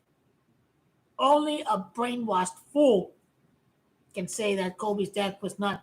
And he was interviewed by the media right after passing Kobe. He was speaking in past tense. It almost sounded like an eulogy when GOAT LeBron was referring to Kobe as Kobe being Bryant, and he was speaking in past tense about Kobe Bryant. But the elite and Kobe, the elite told Kobe Bryant that GOAT LeBron is the GOAT. He's not allowed to win, but he will pass you. Kobe Bryant decided to side with the alter ego, and Kobe sacrificed himself. I don't get this Kobe worship. This Kobe worship itself is satanic. It's a joke. This guy is far from being the most perfect human being out there. People never liked playing for Kobe. He's a very selfish player. Inspirational but selfish. Kobe is not the perfect individual. Not a man without his flaws, that's for sure. I embrace the grind. I embrace the mentality. I love all these parts about Kobe Bryant. That's why he's an inspiration for next year for all the losers out there about to doubt GOAT LeBron James. That defeat makes you stronger. It makes GOAT LeBron stronger. It makes his family stronger. It makes the whole GOAT LeBron nation a more united community out there. It makes the victory even more sweeter when no one expects you to ever win again. Nobody deserves a championship more than GOAT LeBron nation. And you will get it because everyone is a loser. GOAT LeBron is the model citizen out there, and people are just a bunch of petty ass fucking haters. GOAT LeBron has 41 playoff series victories. Kobe Bryant, 41. GOAT LeBron. This is what Kobe died for. GOAT LeBron then winning the championship in his 21st year in the NBA. Here we take Bob Dolan, Peter Pan, and make sure the greatest show ever in the history of the world. You ain't no nothing. The Nuggets will win 5 straight games against the Lakers. The Nuggets will win the first game. I guarantee it.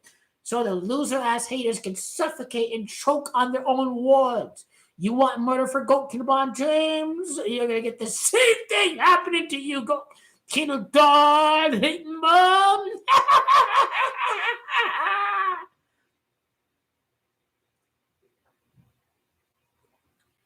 This was only the first chapter. This was not the end of the book. They bored boss. They really think it's over. They really think it's over. These people are hilarious. I really thought this Joker-ass clown ended GOAT LeBron James.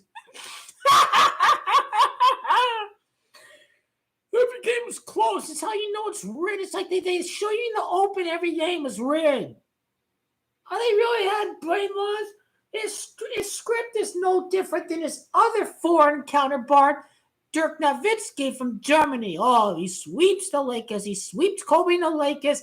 He beats the Heat in the finals. And now Joker sweeps the Lakers and he wins the championship. That's how it's a script. That's how GOAT LeBron James is the real champion of roster. And this is how they brainwashed.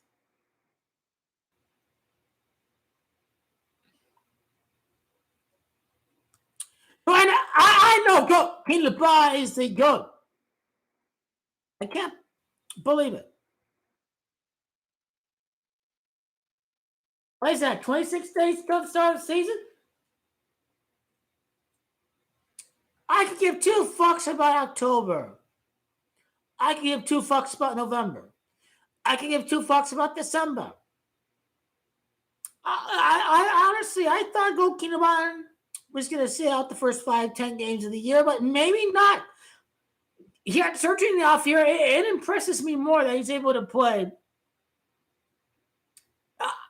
I could give 2 fucks if he averages 12, 15 points. People think he's oh, good girl. He will find the fountain of youth. It's the magic wand of the magical Mamba style championship in the magical Mamba style title at the bubble in the magical Mamba style as the fountain of youth unleashes on King of the Okay, are you excited? Are you ready for this? Are you ready for this? You scared every round. You be scared every round. You scared every round last year. You're scared every round. You're scared every round. And you're scared of the blows of Phoenix Sun. You're scared of all of that. You're scared of all of that. You be back at this 100% with the Mamba mentality. Say, oh,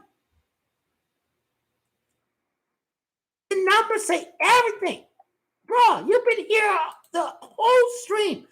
45 NBA Finals wins for Bill Russell. GOAT LeBron's 45th playoff series win. Kobe, it would have been his 45th birthday this year. What was the 45-day duration? One video I made. I have to go back and look at that. That's more evidence. All that matters is this is our victory. It's our victory. The losers can kick rocks. They be mad and petty when Goalkeeper Vine wins the championship because none of them had the Nuggets winning for their ticket last year. They had the Suns, they had the Celtics, they had the Bucks. And Goat LeBron hating bombs lose for 2 straight years. A model citizen, you go against a model citizen of America and the world. Then y'all deserve it, Goalkeeper LeBron hating bomb. Y'all really deserve it. We will inflict the opposite energy back. The energy that's being inflicted from the Goalkeeper LeBron hating bomb, we unleash it back on your loser ass bro. Because we already know we won the championship and nothing go nothing. And let's see what y'all got right now, Goalkeeper LeBron hating bomb. You're good if you pay attention to the regular season. The regular season has been proven to be meaningless. Come back out if you can, right here, and implement it to Octento. We already beat the Warriors. We already beat every gay-ass team. We are better than the Nuggets. We are better than any garbage scrub-ass team in the league. I've seen the Lakers do work on the toes, the Phoenix Suns. And I'm here at my fucking house, at my Phoenix Suns arena, to see Goalkeeper LeBron lift up the Western Conference title trophy right there. Well, if it's 6 games, it's going to be back at LA. The Suns will finish with a better record than the Lakers, because that's what the script says. So the Lakers going to win in 6 because they'll go take 6. Because of 2-4, 4-2, 6-6, the record will be. Goalkeeper LeBron defeats the those Phoenix Suns in 6 games. 6 games. So it will be decided back at the crypt. Fatty fun that, I hope. Fatty fun that. Hopefully. And hopefully. No, the Phoenix Suns and the Goalkeeper LeBron Nation as the soul stripped from the mustard and the whole soul stripped from the mustard. It's been a while since I wore that beanie, man. It's just that I've worn that flannel. That is a long-ass time. 4 fucking months. Represent the beanie in the warm, cold fucking fall, winter weather, baby. This the season to unleash the Goalkeeper LeBron at a live show. And my loser, Phoenix Suns, decided to lose the finals for my birthday, or maybe not the Suns decided, but the commissioner decided, because of Greek God. Oh my God, Greek God, sigh out now. Oh, Greek God, beat the nose of Phoenix Suns again.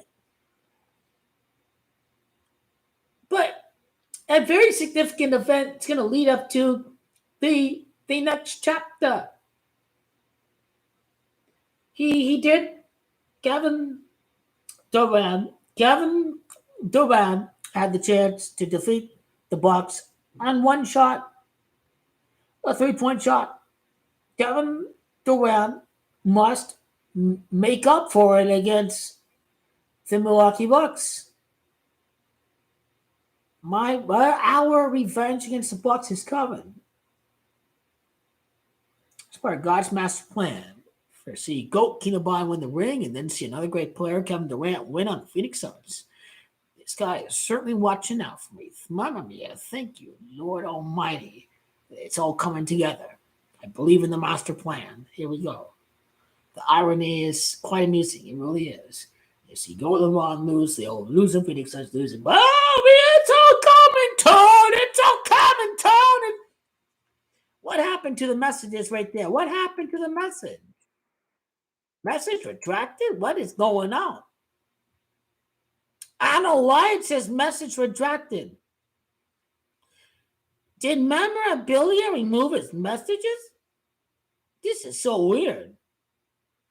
It just seems so strange that the messages have all been removed. It's message retracted. So does the user delete them by himself, or is YouTube automatically doing that? Anyway, I find that very weird that his messages have appeared on the stream the whole time, but then they've all been removed.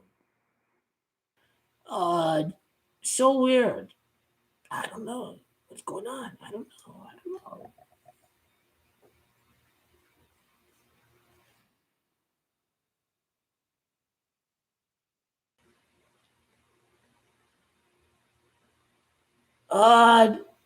Uh, what's the song about?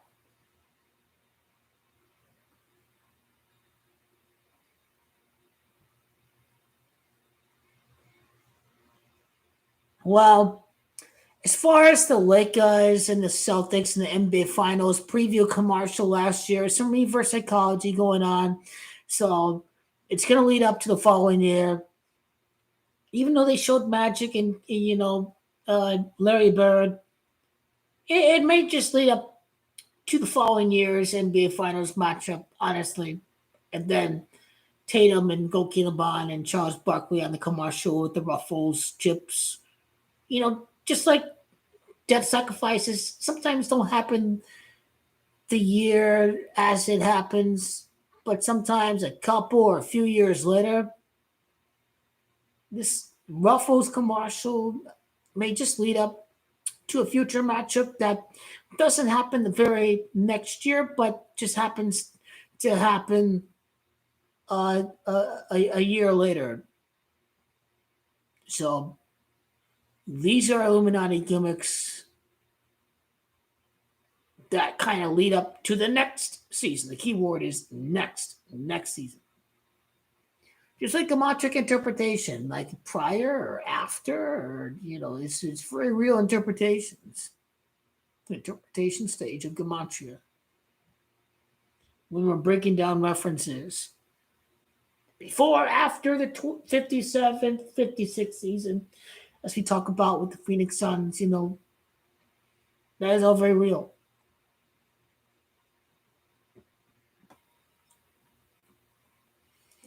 But Oregon Ducks looking good right now. I have no idea if USC plays the Oregon Ducks or not. Ducks destroy Oregon, so one is to believe that USC would face off against Oregon, the Pac-12 title game. Ducks come out to 13 days after Caleb Williams' birthday. I've kind of talked about that before. So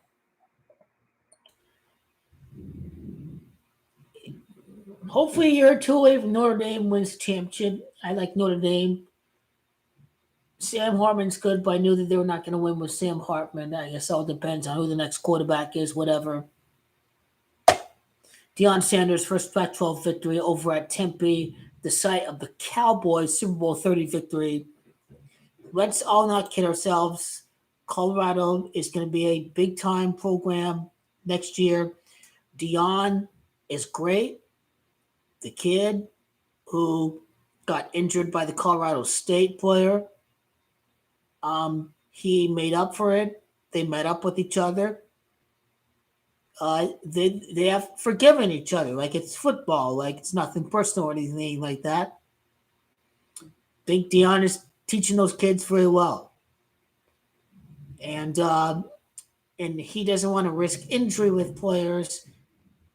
This Hunter guy has decided to rest because he's looking out for this young man's future beyond football. So Deion Sanders, even if he's not getting wins this year, he still is an inspiration. But if you struggle with Colorado State, if you get pummeled by Oregon, you're just not beating USC. I mean, this game is on 9:00 Pacific time, and Colorado not ready for prime time yet. That's why it's on 9:00 Pacific time. Colorado needs another year to recruit. Colorado will get the first Pac-12 win at the site of Deion Sanders' Super Bowl 30 victory when the Cowboys defeated the Steelers. And I never knew this, but Deion Sanders had a He played one snap or two as wide receiver. He had a 15-yard reception in that Super Bowl against the Steelers. So interesting back right there. Deion's first win in the Pac-12 over at ASU is definitely scripted. The schedule is scripted. Oh, world we live in is scripted, man. It is. But hey, we'll see what happens with the Raiders and Caleb. My main point is after the Raiders get smoked by the Chargers, we can witness history October the 9th. What October the 9th represents is the fact that the Raiders can be one loss away from controlling their own fate and destiny to land Caleb Williams. By losing to the Bears, the Raiders have a head-to-head tiebreaker disadvantage with the Bears. So it is in the Raiders' best interest for Bill Belichick to not blow it twice against McDaniels, to lose against the Packers, to lose against the Chargers, to lose against the Bears, to still have to face off against the Chiefs 2 times, to still have to face off against the Lions, to still have to face off against the Vikings and some top talent despite the record in the Chargers one other time. The Raiders have no excuse to not pursue Caleb Williams and Jim Harbaugh. Jim Harbaugh, competitor, he turned around that 49er team very quickly. 49er team was talented. They lost a lot of games. Yeah, it's midnight. It is. Gotta look at my account. I gotta wake up for soccer in the morning because they play soccer at England and Italia. They got Milan and Lazio. They've got Arsenal. They've got Man United. They've got all these teams. So I'll be waking up for that. I won't be able to go on a run tonight, but hey, hopefully I'll be celebrating my roommate's birthday tomorrow. I don't know if I'm going to celebrate some big winnings this week and hang out with the Amigo, but you could go to. Yeah, Friday is Sunday, man, with football, with wine, all that takes away from my exercising regimen that I have with running and doing push-ups and doing sit-ups and doing planks. So, yeah. Anyway, I'm very high on the Raiders. I sorry again that I wasn't here. I was passed out to see the clusterfuck of a game between the Raiders and the Steelers. It's they're tank. We're tanking, but the mission is clear. I like beating the Cowboys and the Packers and the Steelers because the Raiders are the top team out there. But we need Caleb. He's USC. He's LA Raiders, last championship. He's born at Washington. They beat the Washington Redskins in the Super Bowl. You see, what a time to be alive where we're not all offended by names and all that. All these kids being born today after it's. Why do they change their name from the Redskins to the Commanders? Hopefully these kids are smarter than the adults. Hopefully they can see it's some gay-ass shit. Hopefully they can see that fucking Native American people are not even offended about the name changes and all that. I mean, I swear to God. Anyway. Just because Raiders and Redskins was a part of history. It's a boy team. See your team change the name like that. I hate that because, the Raiders beat the Redskins for their last Super Bowl championship, and they still are the Redskins in my mind.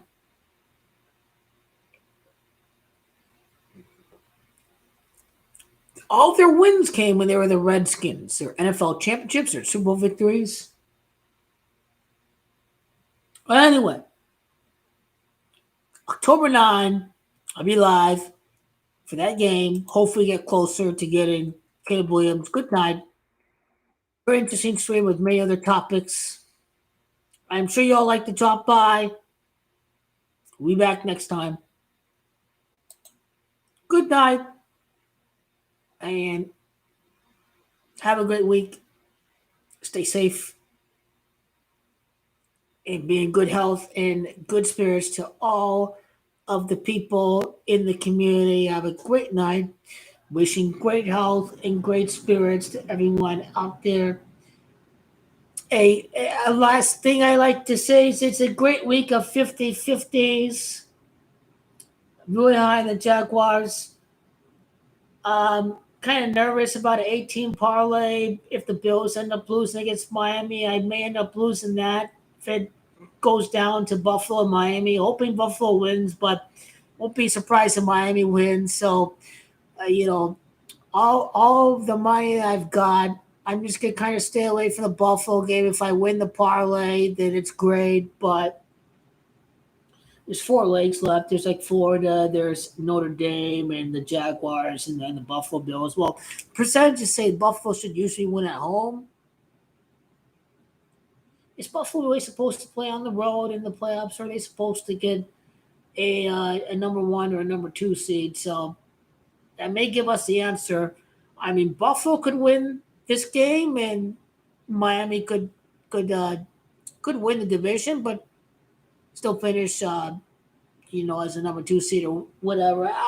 Anyway, I guess we'll find out.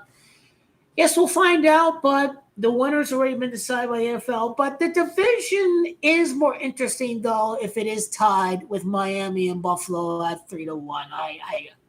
That's kind of why I took the Bills this week. Let's keep the division interesting.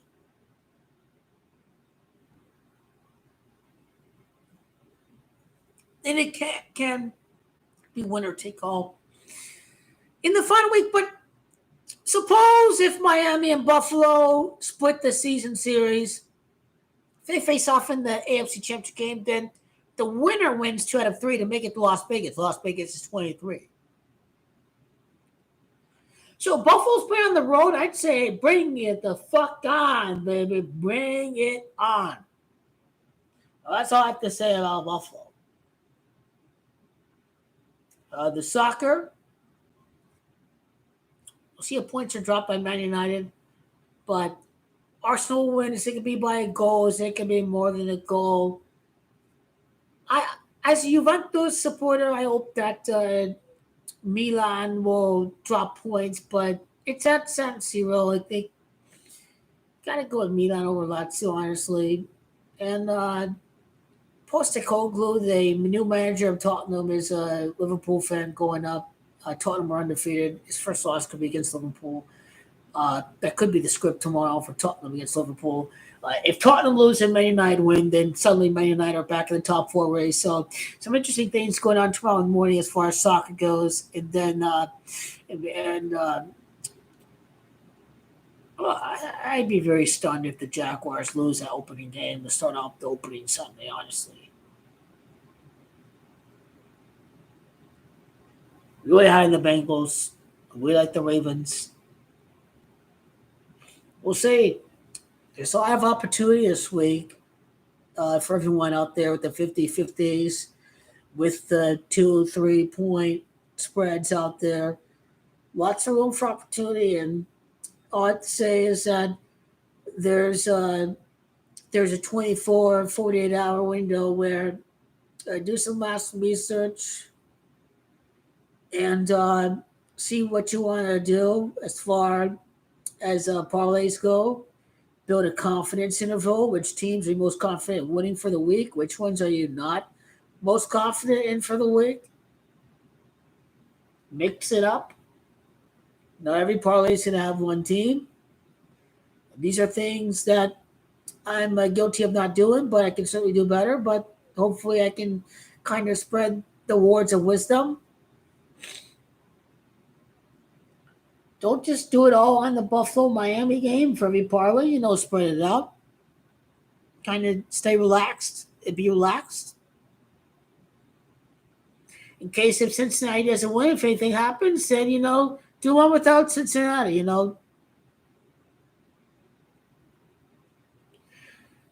don't know what happens with you, but either the afternoon or the morning is really good or really bad. So do one for just the morning. Do one for just the afternoon. Sometimes it may be mixed between the morning and the afternoon, but usually it's I do really low in the morning, really bad in the afternoon, and vice versa. I don't know if the same is true for you, but that certainly is true for me. Like I did very well in the morning, then the afternoon was really bad for opening week. Lost every game in the afternoon. God damn it! It was opening week and my friend told me he doesn't bet the first 3 weeks. Well, now I just understood why he doesn't do it. So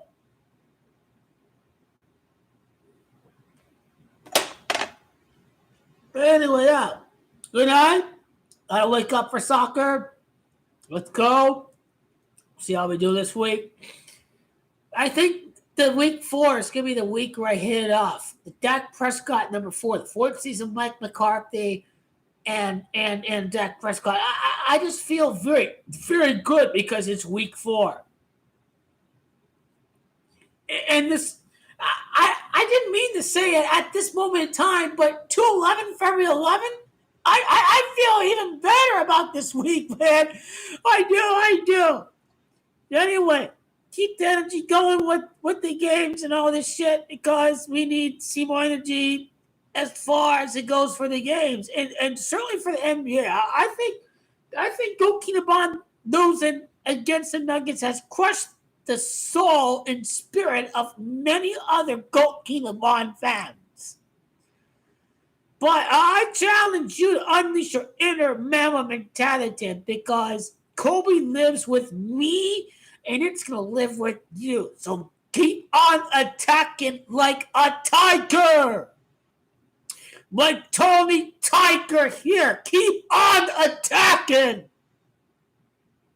Keep on attacking. These pesky, disgusting trolls out there. We got back at it again. These trolls are going to blow up and implode and king of the pub team win the championship. Your moment is coming. You lose your friends out there say, Go Keenabon didn't win. He's stuck at 4. What y'all gonna be saying now? You go Keenabon stuck at 4. It never occurred in your mind that it can be a psyop that Goat LeBron is throwing the 4, not because of some 4 rings nonsense, but because King is 4 letters, and that's what it's all about. To go damn it, King. Then don't you talk about the GOAT like that. You go back to me some unfinished business. This is why you don't retire. The brainwashed fan delusion, the delusional fans thought he has retired. They are out of their damn mind. Do you think a GOAT and a legend of the game is about to retire like this, coming off of a sweep? Hell no! Hell no! The future is not promised, it's not guaranteed, but we are promised, at the very least, a fairy tale ending to Goat Keenabon James' career if this is the one and final last season of Goat Keenabon James. So I'm not taking Goat Keenabon's longevity for granted. I will approach last year like it could be his final year. And that's probably the wisest approach to handle that because I believe that Bronny is due for a great storyline. He's due for a comeback. He's due for a championship with Goat Keenabon James, but nothing in life is guaranteed. And you should approach your tickets like that too. Yeah, I mean, Argentina was a guarantee. It was destiny, it was fate, it was rigging, it was all the above. But not everything can be promised. And in life, even though I got the Argentina for the World Cup and the Chiefs over the Eagles before the playoffs started, that GOAT LeBron winning the championship wasn't promised this year. But the great news is that even though it didn't happen last year, it is promised to us for next year. Just don't forget, the Suns just come out to 25. So If you understand Camacho, you understand Lakers are a lock next year. Lose a RAIDDAS ain't no nothing because they're saying Bucks, they're saying Celtics last year. They are more confused than the Camachos. And this is a fact. And they were running their filthy mouths right after Saudi Arabia defeated Argentina. So you are more accurate than the nothing masses that love to be big-time bigots of Gematria. They are bigots. My family are bigots. People coming along here with no life, no interest in Gematria, but love to bash Gematria. They are bigots. Okay, damn Vika is here. Tony, who wins, Raiders or Chargers? Use your fucking brain. The Chargers are winning. Raiders are getting Caleb Williams. It's time to tank. Raiders ain't not winning those stinking ass game. McDaniel sucks. I want Caleb Williams. Damn Vika, no offense, brother. You may be a checkers player, but I am a chess player. We need Caleb Williams. We need to throw off the season. Caleb Williams is throwing the ball to Devontae Adams. How fucking lit is that? How lit is that? And Jim Harbaugh, like he did with the 49ers, can make the Raiders a nasty-ass, physical-ass motherfucking nuisance. Motherfucking nuisance don't want to fuck around with. Jim Harbaugh going to bully teams with that offensive line. I mean, a stupid-ass retard who can't cut his fucking hair right. Seriously. I can run this fucking team better than that gay-ass motherfucker. Gay-ass motherfucker needs to get his fucking shit done or else get the fuck out of here. Seriously, guys, the fans can run the teams better than some of these fucking-ass losers out there who just inherited the team from their fucking successful fucking fathers. Like Jim Irsay, like Mark fucking Davis. No joke. Cardinals, it's the opposite, though. The father was a bum, but the son has done better. But for the most part, it's a son that's a fucking ass bum, inheriting greatness and being a bum into garbage.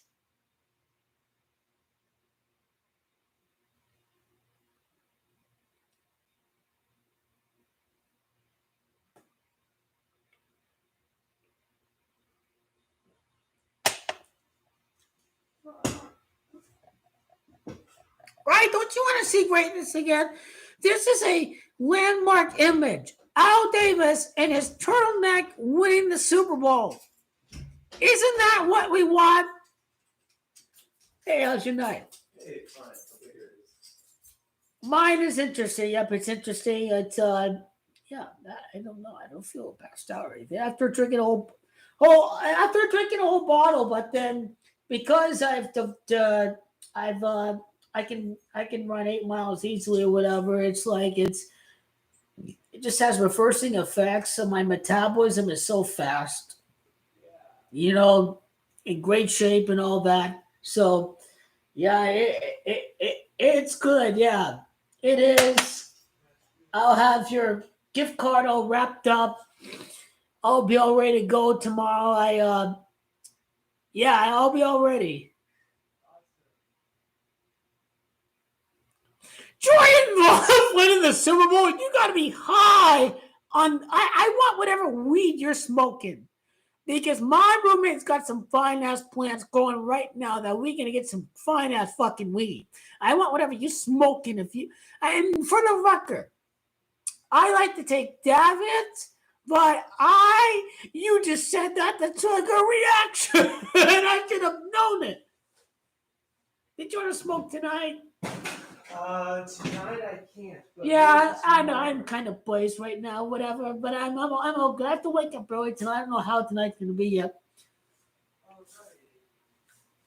I got to watch soccer and do some live betting just in case if I get some good odds on some of the games tomorrow.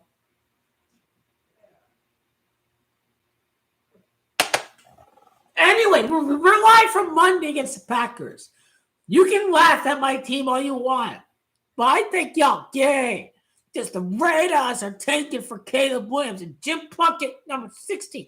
If the stars are all aligned as they should be, we get the number 16. We get the number 16. We get the number 16. We get the next Jim Plunkett, the next Super Bowl winning MVP quarterback of the and God forbid we shall. It's time to get real. That Jimmy G is not the guy.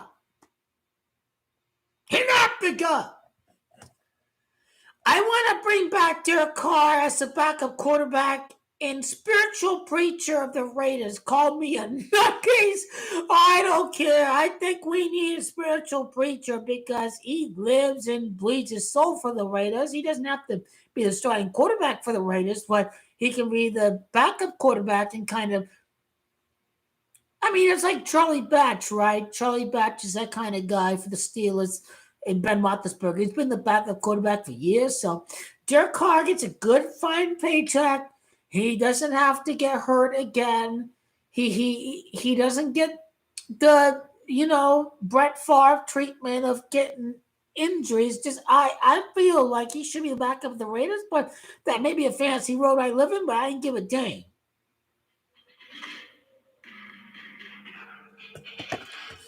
So yeah, we'll lose to the Packers. We'll lose. I'll be live for that. Give my reactions during the game.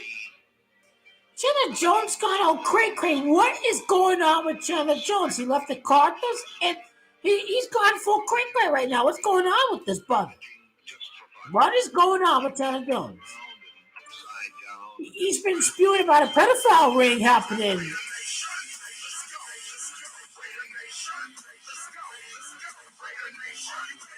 He was arrested. What the hell is happening to my guy, Chandler Jones?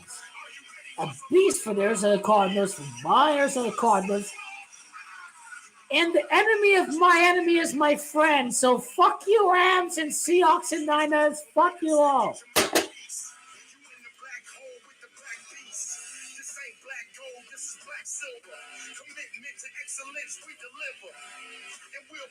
He was arrested without incident. He violated a protective order. Specifics of his arrest or protective order are not known. That's weird. What are they trying to hide? It's like the elite want him arrested or something, right? They're not making no goddamn Super Bowl to the Raiders Stadium. You're high on the crack, man. Yeah, keep the Dallas Cowboys are winning the Super Bowl. Let's stop with the being a traitor and saying the whiners are making it to the Super Bowl, because they're not. The enemy of my enemy, your friend. You'll be gay now. The whiners are not going to win at the Cardinals Stadium. Why are they going to win at the Raiders Stadium? These whiner fans are retards. They're fool's gold. The gold rush is over. It's symbolic to American history.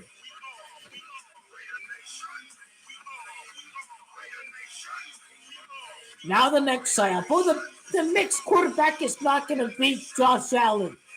Well, maybe in a more browning of America, more diverse America, maybe we won't see a mixed quarterback beat a white quarterback.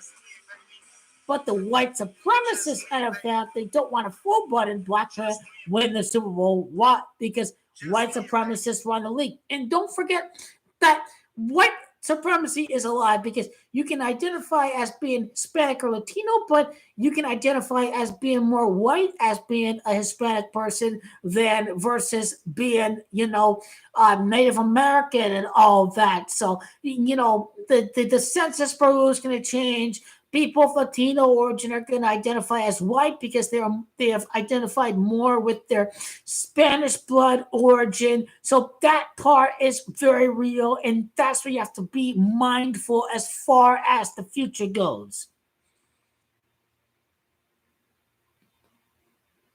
Because you have to admit that the NFL is racist. Is it really true that these black quarterbacks can't play, or Well, they can play. NFL is just racist. I think it has more to do with the rigged nature of the league, honestly, in my humble opinion, than just how the style of quarterbacking does. Because, I mean, Lamar's had some good throwing seasons. You've had some bad throwing seasons. McNabb, well, yeah, they're going to say, oh, McNabb didn't play well in the pocket, but he's a full blooded African American. So the white supremacist owner didn't want McNabb winning. For some reason, the black quarterback lands on the Eagles for whatever, Randall Cunningham, whatever. Randall Cunningham, that legacy continues with Randall Cunningham. Damn, Vic, Mahomes is not black. He's mixed. He's half white, he's half black. His daughter is 3/4 white. So I don't know why they identify this guy as black because he looks like he's black. It's just not true. The genetic chart shows he's half white, half black. He has a white mother, he has a black father. How is that black? He's mixed. That's white supremacy, bro. He's a mixed race. Hurts his full-blooded black man. That's why the Eagles didn't win the Super Bowl. I told you this would happen. At the last state to recognize MLK as a national holiday, because Arizona did not. They ran Barry Goldwater, who opposed the Civil Rights Act in the 1964 election. Well, Dak, he's a mixed race. Again, he's a mixed race. I don't get why they call these guys black when they're mixed race, because it's just the truth. It is.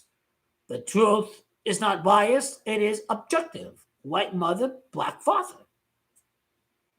Dak plays quarterback like a typical white pocket passer. Dak is not the most athletic quarterback. He can run, but he has to step back and throw and make reads. So Dak does play quarterback like a white quarterback. And that is the subliminal white supremacist angle to Dak Prescott, is that he plays like a white quarterback. I would not say he's mediocre. He's inconsistent, but he's thrown for 35 touchdowns and over 4,000 yards. So he's far from mediocre. He had a lot of dropped passes from wide receivers that resulted from interceptions last year. It was rigged by the numbers for him to finish with 15 receptions because Patrick Mahomes number 15. And the greatest last Super Bowl MVP quarterback was in Super Bowl 15. That's the rigged nature of Patrick Mahomes' 15 receptions from last year. It's also Texas in Gematria that equals 15. So that's the rigged nature of Dak's 15 interceptions. That's just an Illuminati betting psyop to get you to think the Cowboys are not going to win. That's all by design because I go off of the whole body of work for Dak Prescott. He is a proven winner.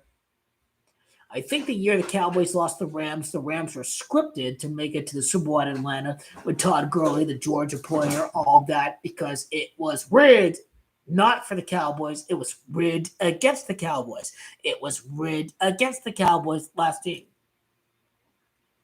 But that will not happen because we need to be objective. The Raiders have no chance for the next few years because they don't have Caleb Williams yet.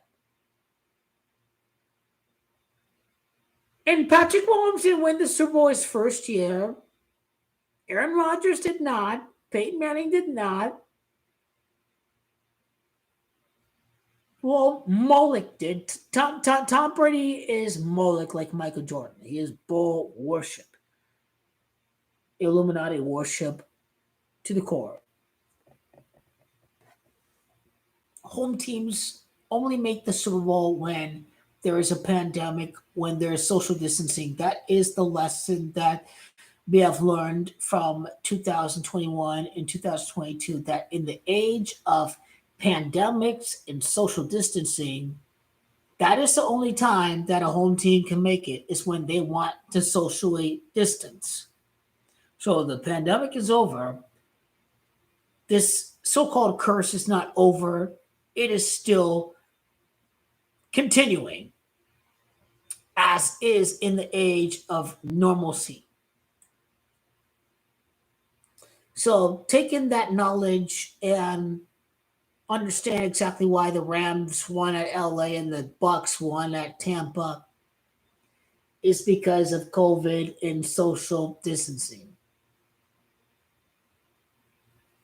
The Bills. No, the Bills will. Buffalo's 27 years old, Super Bowl championship. So for me, that's and Buffalo can even if the Dolphins win the division, week 17, folks, Buffalo will still make it to the Super Bowl because the Bills have that playoff pedigree. And Tua has never played in the playoff game before. So how many quarterbacks have played in the Super Bowl without having played a prior playoff game? That's what you have to kind of look at the history of the NFL and say, is that possible? Well, damn, Vic, this fraud Zachary Hubbard says the Ravens, but this guy is perpetually wrong, and he still cries and begs for donations like a bitch because he doesn't know how to win money on his own because he's a fraud. These Patreon guys are frauds. I have no respect for them. They don't know how to win by themselves. This is why they're bitches begging for money on the internet. They're low-life, loser, gutter trash. Well, you should not because he's a fraud. He just says, either side, ride the fence. No, that's what you pay $5 on Patreon for. What a bum-ass loser. Make a goddamn pick. You need to watch Sports Camatria's channel because Zach Hubbard is a fraud. And Zach Hubbard is a low-life gutter trash who does not make real picks, who always acts like he's right every week. You need to watch Sports Camatria's channel. And Tyson, you understand perfectly.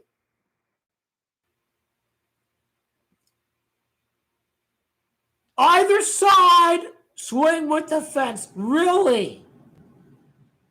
At least you need to approach this like Michael Jordan. Don't be afraid to fail. Go and make a pick, whatever. It don't matter. Don't matter if you're wrong. Keep on going out. This is the Mamba mentality, folks. This is what I have. You gotta be you can't be afraid to make mistakes. You gotta. Kobe Bryant would want to try to make the money by himself. He wouldn't be begging for Patreon donations like a bitch. This is the epitome of the Mamba mentality. You've seen what I've done during the playoffs last year for the NFL. You've seen what I've done with Argentina for the World Cup. Even though it didn't work out for the NBA, my preseason prediction still made it to the conference finals, the Lakers and the Celtics. So we were all about inspirational Mamba mentality over here because it is very real. And I'm not right about everything, but I get most things right.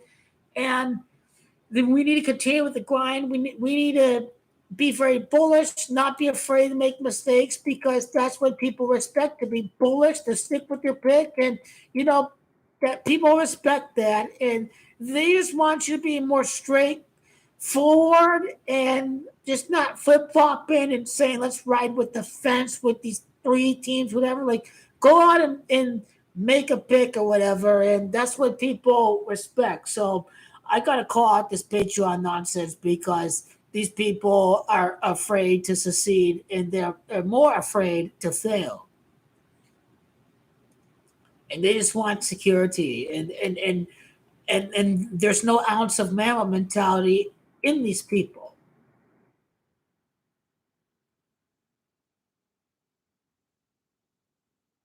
That is the truth. I've made every pick. Subscribe to my Patreon. Oh my God. It's just sick behavior. It's sick satanic behavior.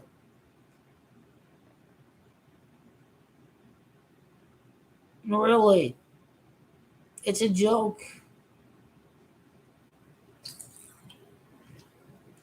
I know he's not doing well, but he continues to brag about the Cubs. This is to fucking 2016, man. Like, you need a real track record in recent fucking 12 months or whatever. He can't even do that.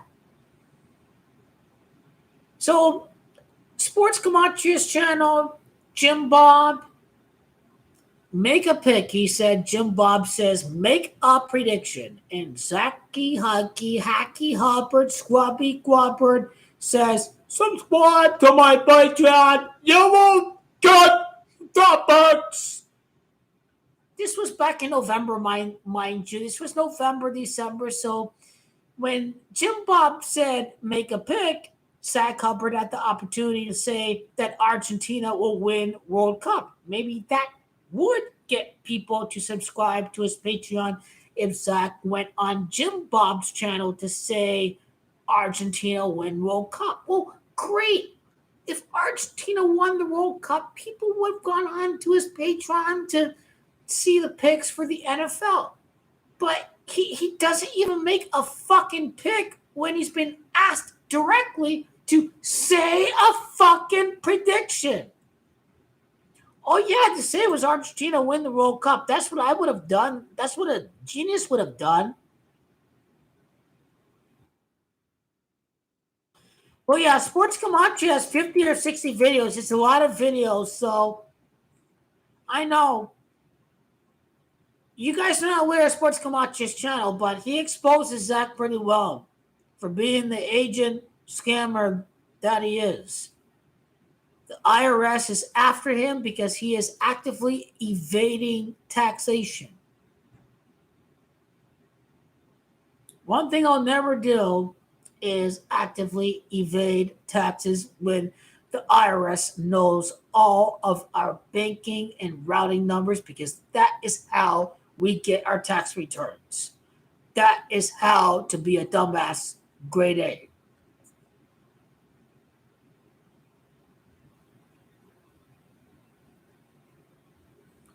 IRS knows all of your information about you because they know your banking records. They know your banking account, your routing number. Duh. A greedy guy like that would evade taxes. He deserves it.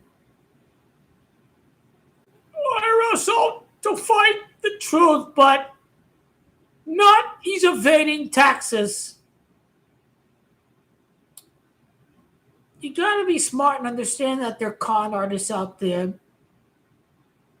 If I was not genuine, I would not be saying, give money to support the cause, whatever. Support the cause instead of, give me money, win or lose, you lost your money, but support the cause.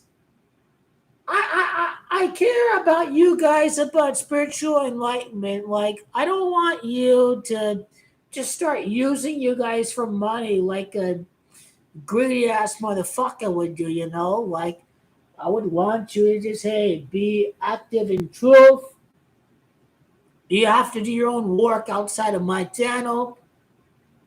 I will not have all of the answers, I will say that, but Gary the Numbers guy's got a lot of answers. He's the OG GOAT in this kind of work out there.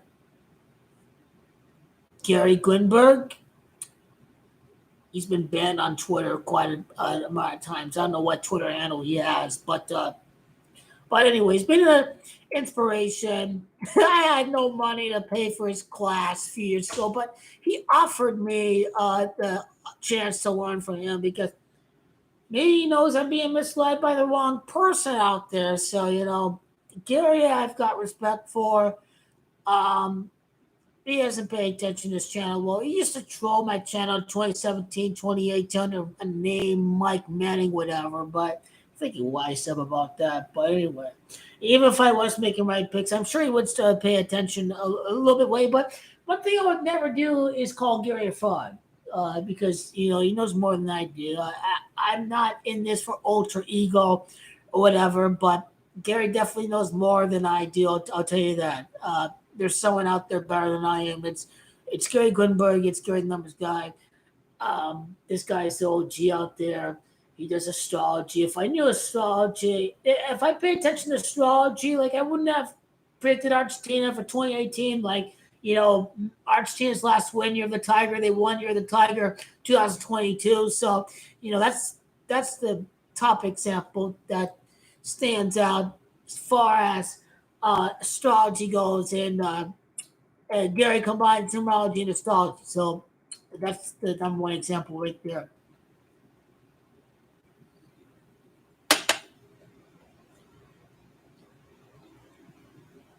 But to predict the Super Bowl 7 years in advance would be a grand accomplishment. And if the Cowboys get the number one seed, then fair game. The Bills is 33, 3 for 3. So we will see Gematria step up. Now, how can numerology? Now, it should be numerology supplementing the Gematria. How does Gematria supplement the numerology? Well, Dak is 40-4. He got injured against the Giants October 11th. February the 11th of 2024 is exactly 40 months later. Now, that's his life path numerology, is Dak is born on 40-4 day. But how does Gematria supplement that numerology? Is that Dak got hurt against the Giants. Giants is Gematria 40. 40 months later, he can win the Super Bowl after his injury against the Giants. That's how Gematria can supplement the numerology of Dak Prescott's 40-4 life path numerology. Now, how has Dak become more significant? It's that Trevon Diggs had his torn ACL. So Dak Prescott has to carry the team on his shoulders. Now, what is not known to the masses is the Cowboys were without 4 offensive linemen last week. What is ignored by the masses is Dak Prescott has a winning record against the Eagles and the Giants.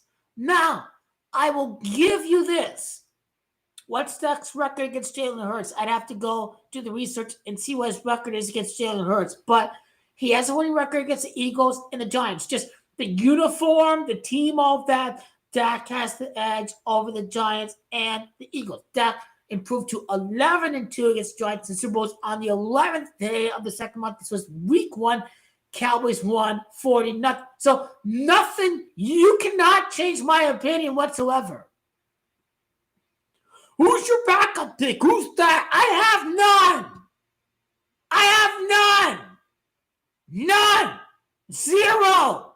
No backup pick whatsoever. Because I ain't no pussy. Okay, I'm sorry. I should not say that word, whatever. I'm not a bitch-ass motherfucker, whatever. I mean, people with the pussy are very strong people. I can say that. I mean, there are a lot of great inspirational women leaders just across history. There have been women monarchs. So, you just got to stay intellectually enlightened. I mean, that's all I have to say about that. But as far as that goes, there's no number 2. There's no number 3. There's no none of that. You're going all in. Joking about it.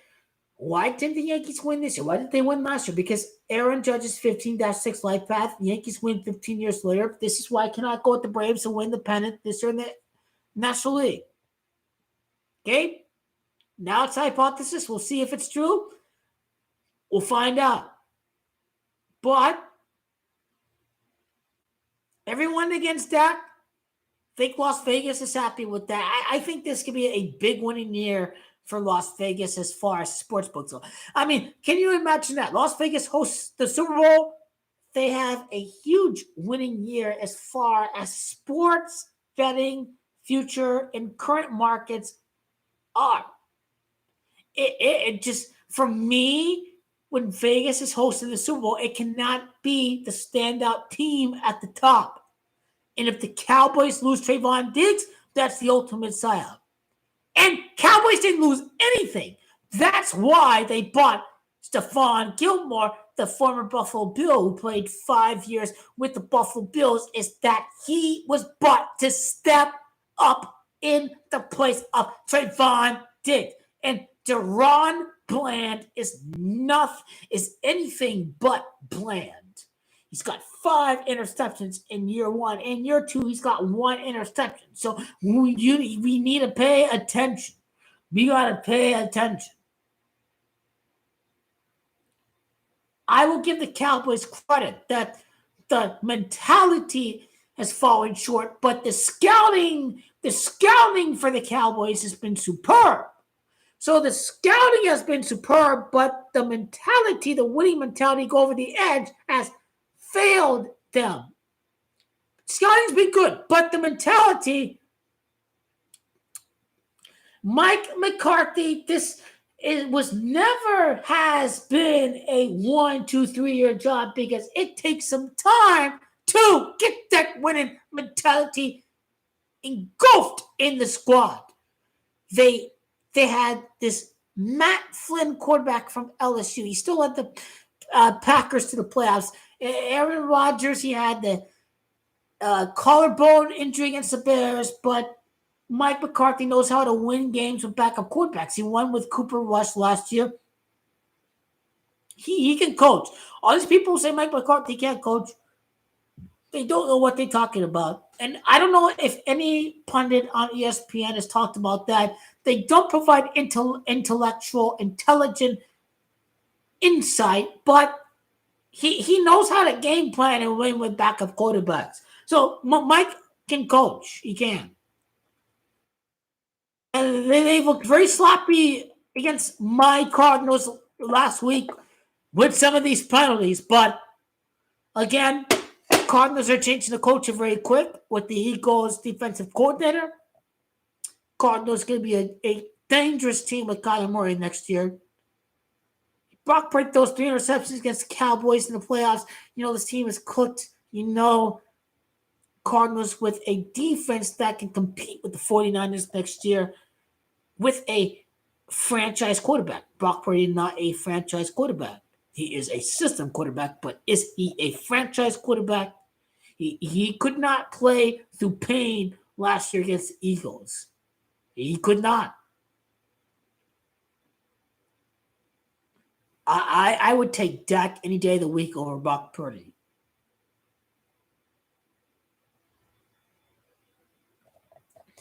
Well, who died for Brock Purdy to give him a scripted Super Bowl?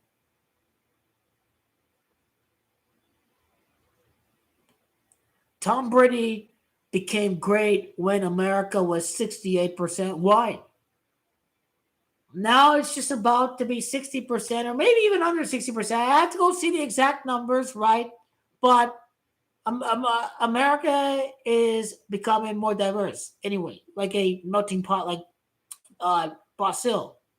So that from that standpoint, it just Joe Burrow will win a Super Bowl because it is a white supremacist league, and Joe Cool, Joe Montana, right? Santa Clara. It just makes sense for the Bengals to win that year.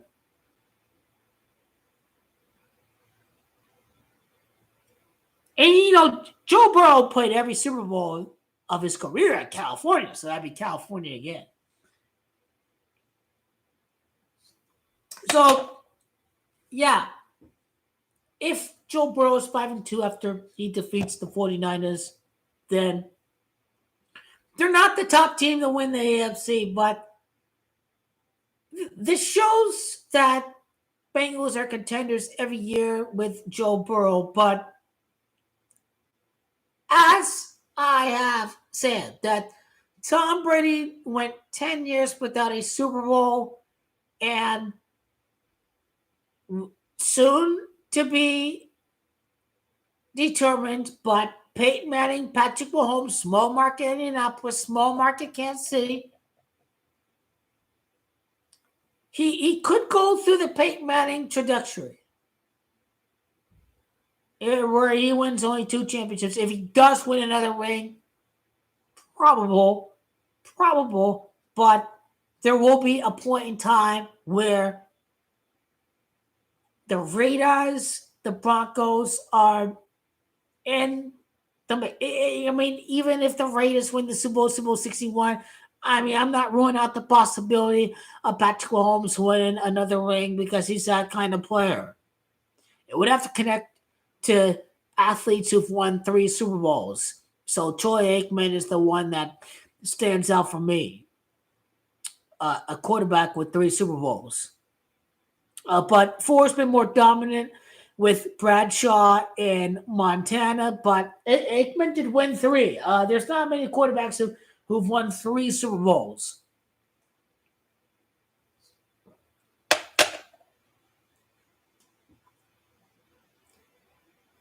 But the Colts were a popular betting pick for 2010. And they probably were a popular betting pick throughout the time of Peyton Manning, especially when they've had these great regular seasons. So, are we going to see the same thing happen with the Chiefs? That's the great question. I can tell you for a fact, yes. Yes, the NFL is rigged mafia. And that's just how they like to go about business.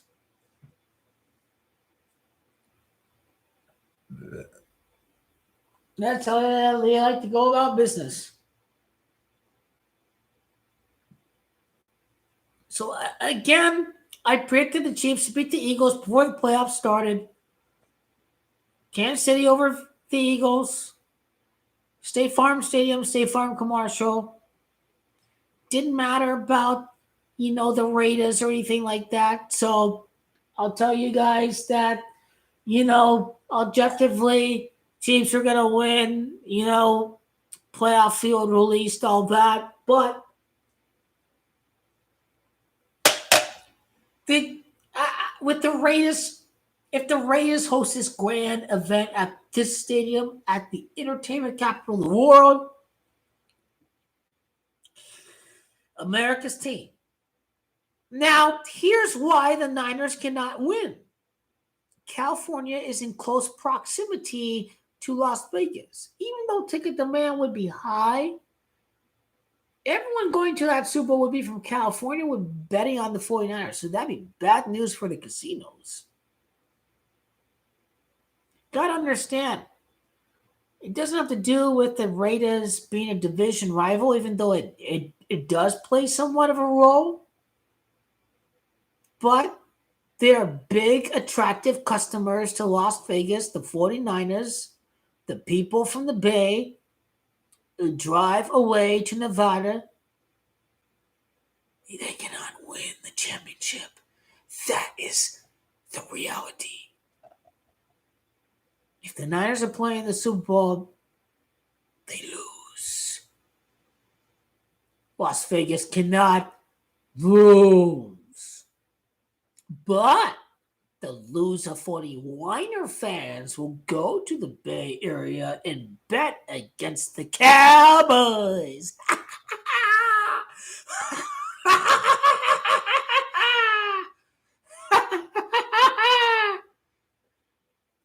I mean, the Bills, hypothetically speaking, are America's team. Because America would be favoring the Bills. But Las Vegas loves that. They love that. They love that. The year that Las Vegas hosts the Super Bowl is the year that every sucker out there loses every round on the 49ers beating the Cowboys, the Eagles beating the Cowboys, the Bills beating the Cowboys. This is going to be a record-setting Super Bowl for Las Vegas. By far, the biggest customers are people from California. This is how Niners are suckers. This is nothing. Again, yeah, a division, a geographical rival cannot win at the stadium of the Raiders. But these are viable customers. California is right over there from Nevada. These people are going to bet on the Bills. They're going to bet on whoever's playing the Cowboys because they're 49er fans.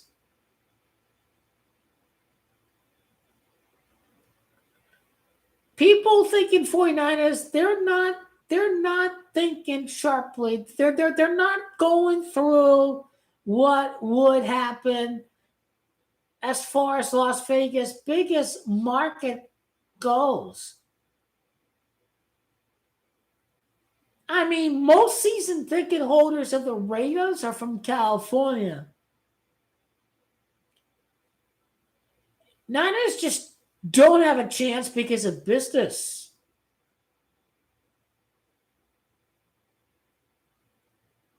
It's geography. They're right there. A 2-3 hour drive, whatever, from where they live at California. Niners cannot win. And plus, it's meant for the gold rush. Plus, Niners can never win until the Cardinals win the Super Bowl. Sorry, guys. That's gold rush. That's the gold rush. Will it be 49 years? It could be 49 years in between the 49ers next championship there next year. That's not a guarantee, but it could be possible. It could. That'd be the most rigged Super Bowl. The 49ers win 49 years later from the time of their last championship. It's some seventh round pick thinking he's Tom Brady. This is some Illuminati psyop garbage. Where he wins his first start against Tom Brady. This means nothing. It is a psyop operation. Go through all the details again. This is not the number one live stream, the RAIDDAS Packers game. It's the day before. It's the Cowboys and the Niners. Niners ain't got no chance. If you can intelligently understand why Vegas would benefit to have the California market lose. Just like these crazy-ass dopey Raider fans in my chat. I mean, I love you guys, but I'm sorry. You're being very dopey if you think the Raiders are going to win the Super Bowl. I mean, number one, we're taking for Caleb Williams. Number two, team is as Josh McDaniels. I mean, I love the Raiders, but they're incompetent. And they need something better from than Jimmy Garoppolo. So, understand. California cannot win. Well, Las Vegas has to go out for blood and stifle the people of California.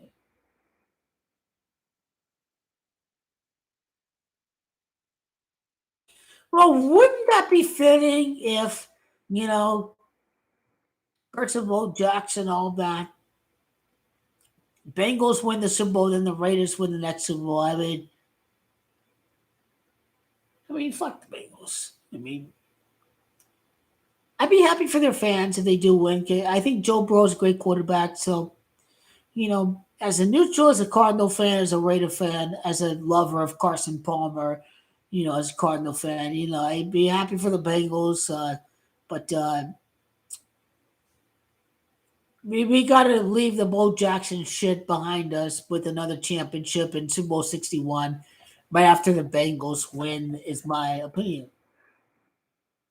NFL not happy with Colin Kaepernick. He's never coming back. I don't have all the answers, people, but I think I've had quite a bit of answers, as the previous 12, 18 months have shown itself to be. But Las Vegas is going to have a record-breaking year for the Super Bowl. Everybody hates the Cowboys, right? I mean, the Lions and the pass interference in 2014. I get all that. I remember it vividly. They set up the Ice Bowl rematch between the Cowboys and the Packers, where Des Bryant, they overruled his catch because it's all rigged, because Cowboys got the rigged pass interference the prior week. I mean, I don't know how many of you guys are as old as I am, 28 years of age, but 2014, I remember that vividly. But, Lions-Cowboys rematch. I mean, the Lions have proven how tough they are to win at Lambeau and Arrowhead, so I'm not ruling out a Lions matchup, but I guess it all depends on what happens in week 5, because if the Cowboys lose against the 49ers, then they're going against the 49ers again. But the Cowboys beat the 49ers, then who knows if they face off against Detroit. That's just my thoughts on those scenarios, honestly. But Cowboys win because Las Vegas is satanic. It's Sin City. A California team cannot win again. We're the silver and black. They're the silver and blue. Like, they're gonna win. Like, they're gonna win.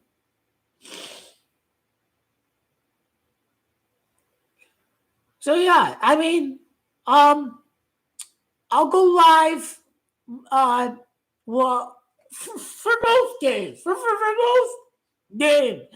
You're just waiting for the excitement, are you? I mean, the Cowboys against the 49ers on Sunday Night Football, my Super Bowl pick against the 49ers. It's not no must-win game, but we'll see how the NFL wants to decide how things should be scripted. For Dak. I could give 2 fucks if the Niners win that game. But if the Raiders lose against the Packers, this is not embarrassment. This is a victory for Caleb Williams right here. You see the shield, the NFL logo, the shield, all the way to the shield. If you lose against the Steelers and the Packers like that, we need to be a backstabbing pirate and get rid of fucking McDaniels and backstab him if he really thinks he's going to be part of the future of Caleb Williams. It's time to backstab that bastard too, because that'd be karma for what he did to Derek Carr. If I was coach, I'd be like, I can get rid of you, or you can be backup quarterback to Caleb Williams and trying to tank for Caleb. I would be straightforward with them if I was the coach.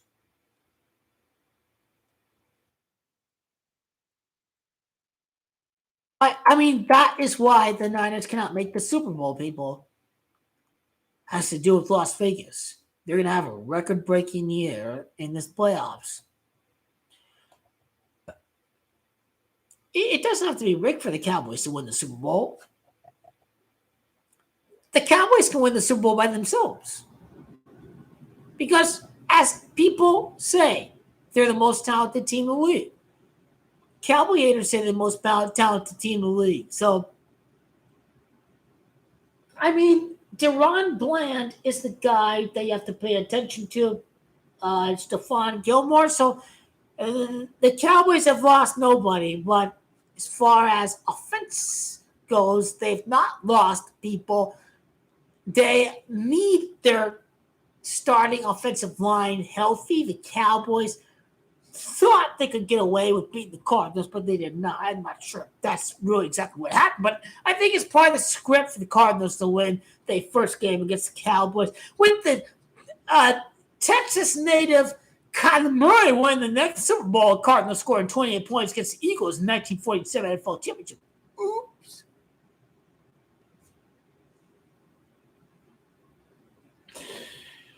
If the Cowboys win the Super Bowl, folks, I'm going to become a legend, I swear to God. Yeah, Raiders Cowboys will be crazy, but these script writers are creative geniuses. Are they creative geniuses? I think couldn't script it better if Derek Carr defeated Tom Brady in the Super Bowl 56, but these people are gay. It's about giving the LA fans their little gay ass fucking market where they couldn't still give a shit because the 49er fans are just bitch slap the Rams all across. I mean, they fucking own SoFi as far as 49ers goes. But NFL rig. 49ers always beat the Rams in the regular season, except in the playoffs. It's all rigged. Because the gold rush is over once again. It's 1 o'clock.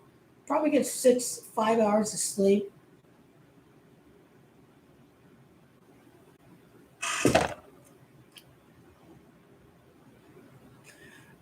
I've ran 8 miles before, but I need to one of these nights. I need to do like 12 miles in one night. amp it up a little bit. I've done 7 to 8 before. It's not a problem. I need to do 12 miles.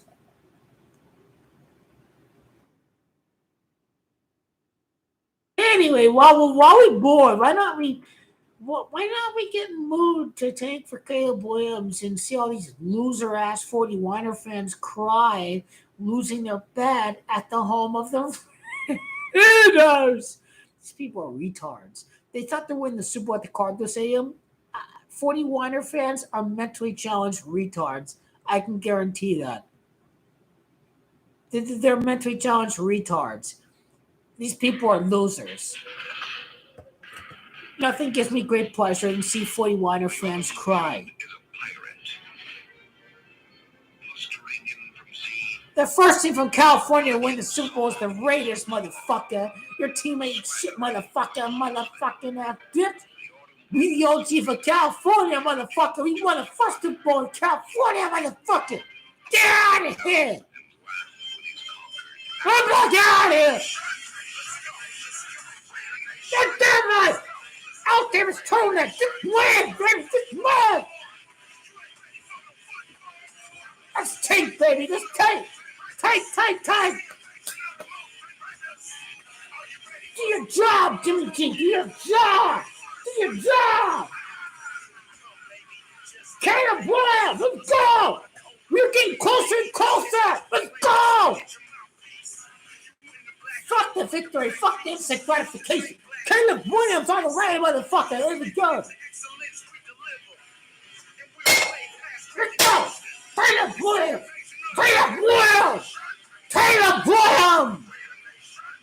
Williams. Chess player, not checker. Checker, you bald checker player. Chess player. You play chess over here.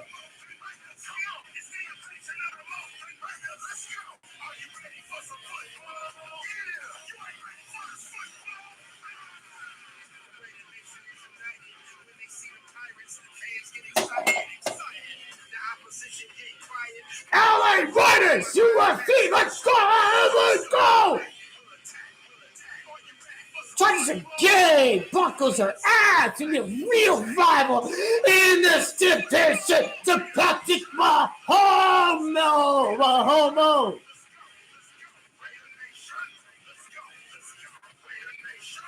Fuck this season, fuck it all the way up in the ass.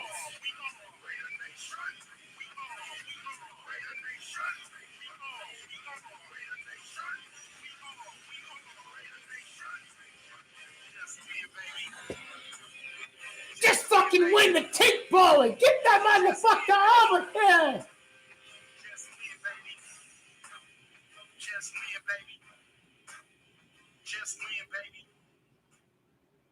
win, baby.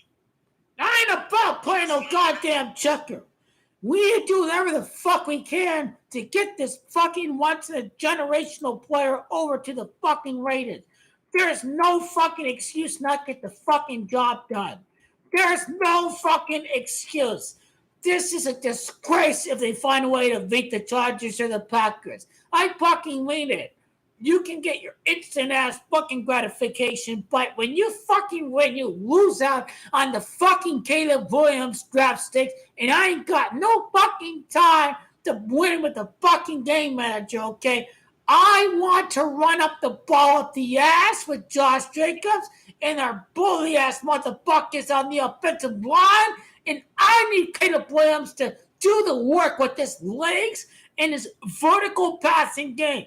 That is all I've got patience for at this fucking moment. You understand? Jimmy G's a Raider for life if he does his fucking job. Tank. Just fucking tank. He tanked for a purpose. He is a Raider for life. He can have all of the sexy ass hookers out there looking for Mr. Sexy Jimmy out there his whole life.